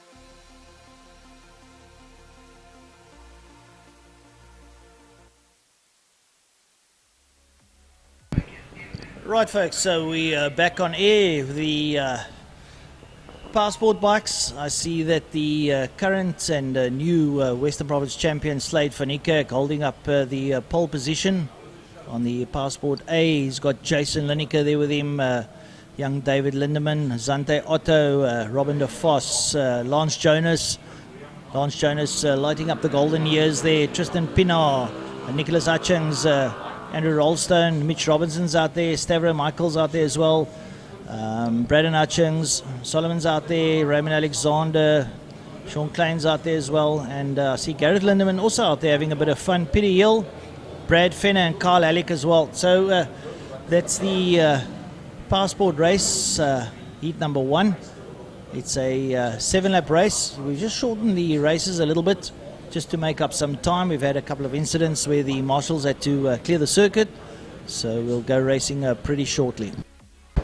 Yeah, so Van Niekerk, Lindemann, Lineker, Lindemann, that of course will be the top 3 over there, the first row of the 600s grid. Then we have, of course, Pienaar and Hutchings going to be sharing the row as far as the KTMs are concerned, the 390s, along with Edward Rolstone. So away we go, all of them out the gates here. 19 altogether, split between 2 classes, 600s and 300s. And we could see ourselves some lovely excitement ahead over here. You know, Byron, I'm just having a look here now. All these riders also ride on the short circuit. And I want to say to folks, when on Facebook, when there is a short circuit event, and bringing up on the 18th of December, we're having the 8-hour here, the karting circuit. Folks, come down. It's absolutely exciting. A couple of international riders coming out, believe it or not. And all these guys will be out on their 150s in the Enduro. They have teams of 2, 3, 4 riders. They'll be doing an 8-hour. We'll try and make it as festive as possible. So come down on the 18th of December to Killarney, to the karting circuit in the center of the main circuit. Come watch the 8-hour. But all these riders here today have emanated from the short circuit. The youngsters like Slade van Niekerk, Jason Lineker, David Lindemann, I've watched these youngsters grow up in front of me. They are now on main circuit bringing you the entertainment in the passport class, and trust me, it doesn't get more competitive than this. They are single cylinders, they are brilliant. Okay, the front, the A class are the 650 twins, and I reckon we're going to have a lot of fun out there. They're on their warm-up lap. So they're circulating the track at the moment, just warming up the tyres, bedding in the brakes a little bit, just getting their line, seeing what the wind does, having a look at the track surface, seeing what kind of purchase they get down on the tar, and we'll be racing pretty shortly. Like I said, 7 laps. It's going to be 7 laps of mayhem. These guys don't hold back, they give it absolutely their all. Yeah, doing their customary 2 sighting laps over here as well, just to make sure everything is in order. Like I said, the Project 6060, Slade van Niekerk on the Kawasaki ER 650. He will be on pole position. Lineker also as well on the Ninja 650. RST sponsored. We'll be sharing that row with him as well as Lindemann, David Lindemann, the Suzuki SV 650. And that will be, of course, the GM contractors. So that will be one to watch. Zante Otto in the 4th position over there as well with De Vos, and then we had Jonas, of course Jonas on the 2nd row of the grid, usually on the Suzuki before we have the 300s of Pienaar and Hutchings. Just to lead out there, leading the championship on the 300s at the moment is young Tristan Pienaar, the son of Clinton Pienaar, who's out at KTM in Paarl at the moment. Tristan, if I'm not mistaken, winning the 150 championship in the northern regions while they migrated down to Cape Town. So young Tristan, I think he's only 15 or 16 years old, and he's doing awesomely well on the 300s. Also from the short circuit, a great youngster, a real hardy rider. He does not stand back for anybody. So the bikes rolling up to the line, and keeping an eye on the Class A passport bikes will be Byron. I'll have a look down at the 300s, see how they compete. And we'll keep you abreast of things now on this 7-lap race. Well, 19 riders and their machines will slot into their various positions.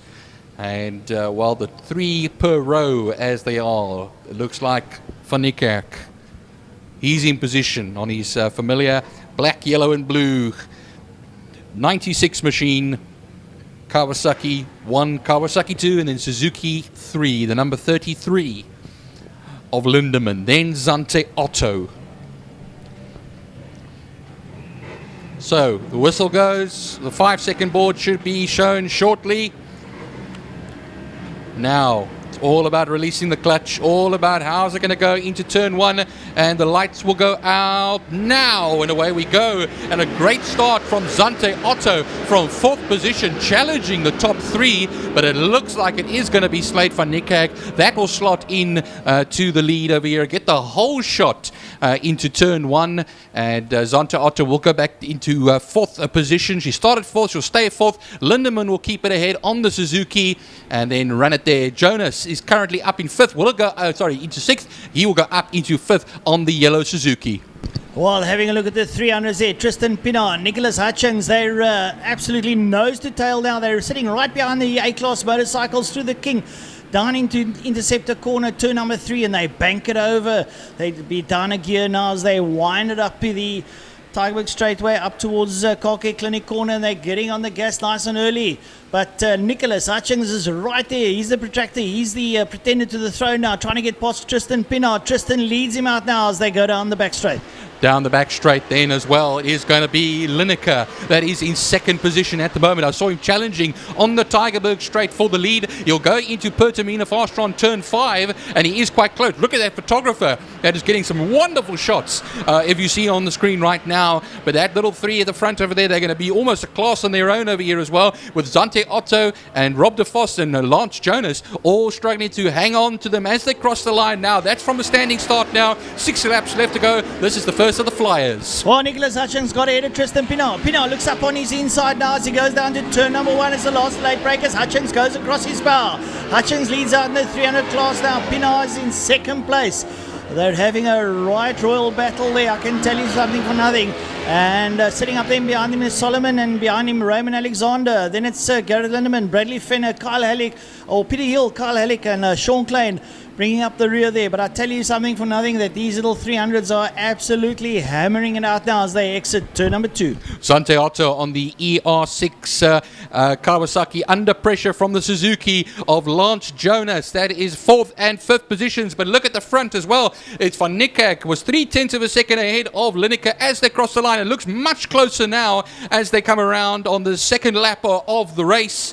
And while Lindemann will just hang in there as well in 3rd position. They go down the back straight now. I think what happens is there could be a move, and we'll watch them as they come into Pertamina Fastron. Who took the inside line? Who took the outside line? I think what happens is Van Niekerk might just keep the lead over here, and I think he will, but Lineker is pushing it. He's pushing it all the time as they go onto the main straight now.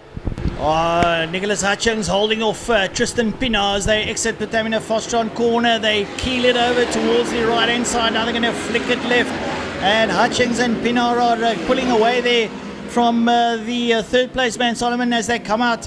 And having a look here, there's a bit of a draft coming here down the main straight. There you see Nicholas Hutchings. He goes middle of the circuit, protects his way as he enters turn number 1, and right up there with him Raymond Alexander now pushing his way through as well. So it's all happening out there, and Nicholas Hutchings now getting away from Tristan Pienaar on the HSC machine, and I tell you something, this is going to be a heated battle. Number 33 Suzuki of David Lindemann, a 1:21.713, his fastest lap on the first of the flyers. Of course, there's going to be 5 laps left to go, including the one they're currently on. He's the man on the move at the moment. Lineker as well, 0.2 of a second between himself and the leader, Slade van Niekerk, as they cross the line. The 2 Kawasaki's going hammer and tongs at it. They go down the back straight now. Look at them, how close they are together, and I think a move could be made over here as well. Is Lineker going to choose the inside line or the outside line? He goes onto the inside line towards Pertamina Fastron. They'll be side by side for a short moment. He's got to watch out there for David Lindemann on the outside, but I think what happens is David Lindemann will stay 3rd for the time being as they charge towards the Mad Max Motorcycle Bridge, and then we'll start another lap. 4 laps left to go in this shortened race. Lots of action there in the front end now as they go down to turn number 1, but still it's Hutchings and Pienaar having a right royal rumble in the 300s. They exit Pertamina Fastron corner. They come up towards us under the Mad Max Bridge, and at the moment it's Hutchings. He goes up against the wall to get some good draft, and Pienaar looks up on his inside. Pienaar gets past him now as they blow down towards turn number 1. And Pienaar gets the better of Hutchings. Hutchings looks up on the inside, but Pienaar managed to be on the late breaks. Raymond Alexander's moved up to P3. So it's all happening out there. And I tell you something for nothing, that Tristan Pienaar and Nicholas Hutchings are having a right roll scrap, and I think this one's going to go down to the wire. Just going a little bit further down the field, Edward Rollstone, he's on the outside of the top 6 of the 600. He currently lies 9th. 11th is Michelle, and Fenner is currently in 16th. But the sector times are being traded over here between Slade van Niekerk and David Lindeman, but also as well, watch out for Lineker. Lineker is currently in 3rd at the moment. Lindeman comes up to 2nd, and David Lindeman is another fastest lapper, 1:21.711 on the last lap. Brilliant times coming there from the Class A, but looking at Class B coming out of turn number 4 now. It's Tristan Pienaar and Nicholas Hutchings. Hutchings is going to draft him. Hutchings steps out on his outside. They're going to drag it down towards turn number 5. It's absolutely top draw stuff from these two youngsters as they go down to Vitamina Foster corner. Hutchings up on the inside. He's going to leave it late on the brakes.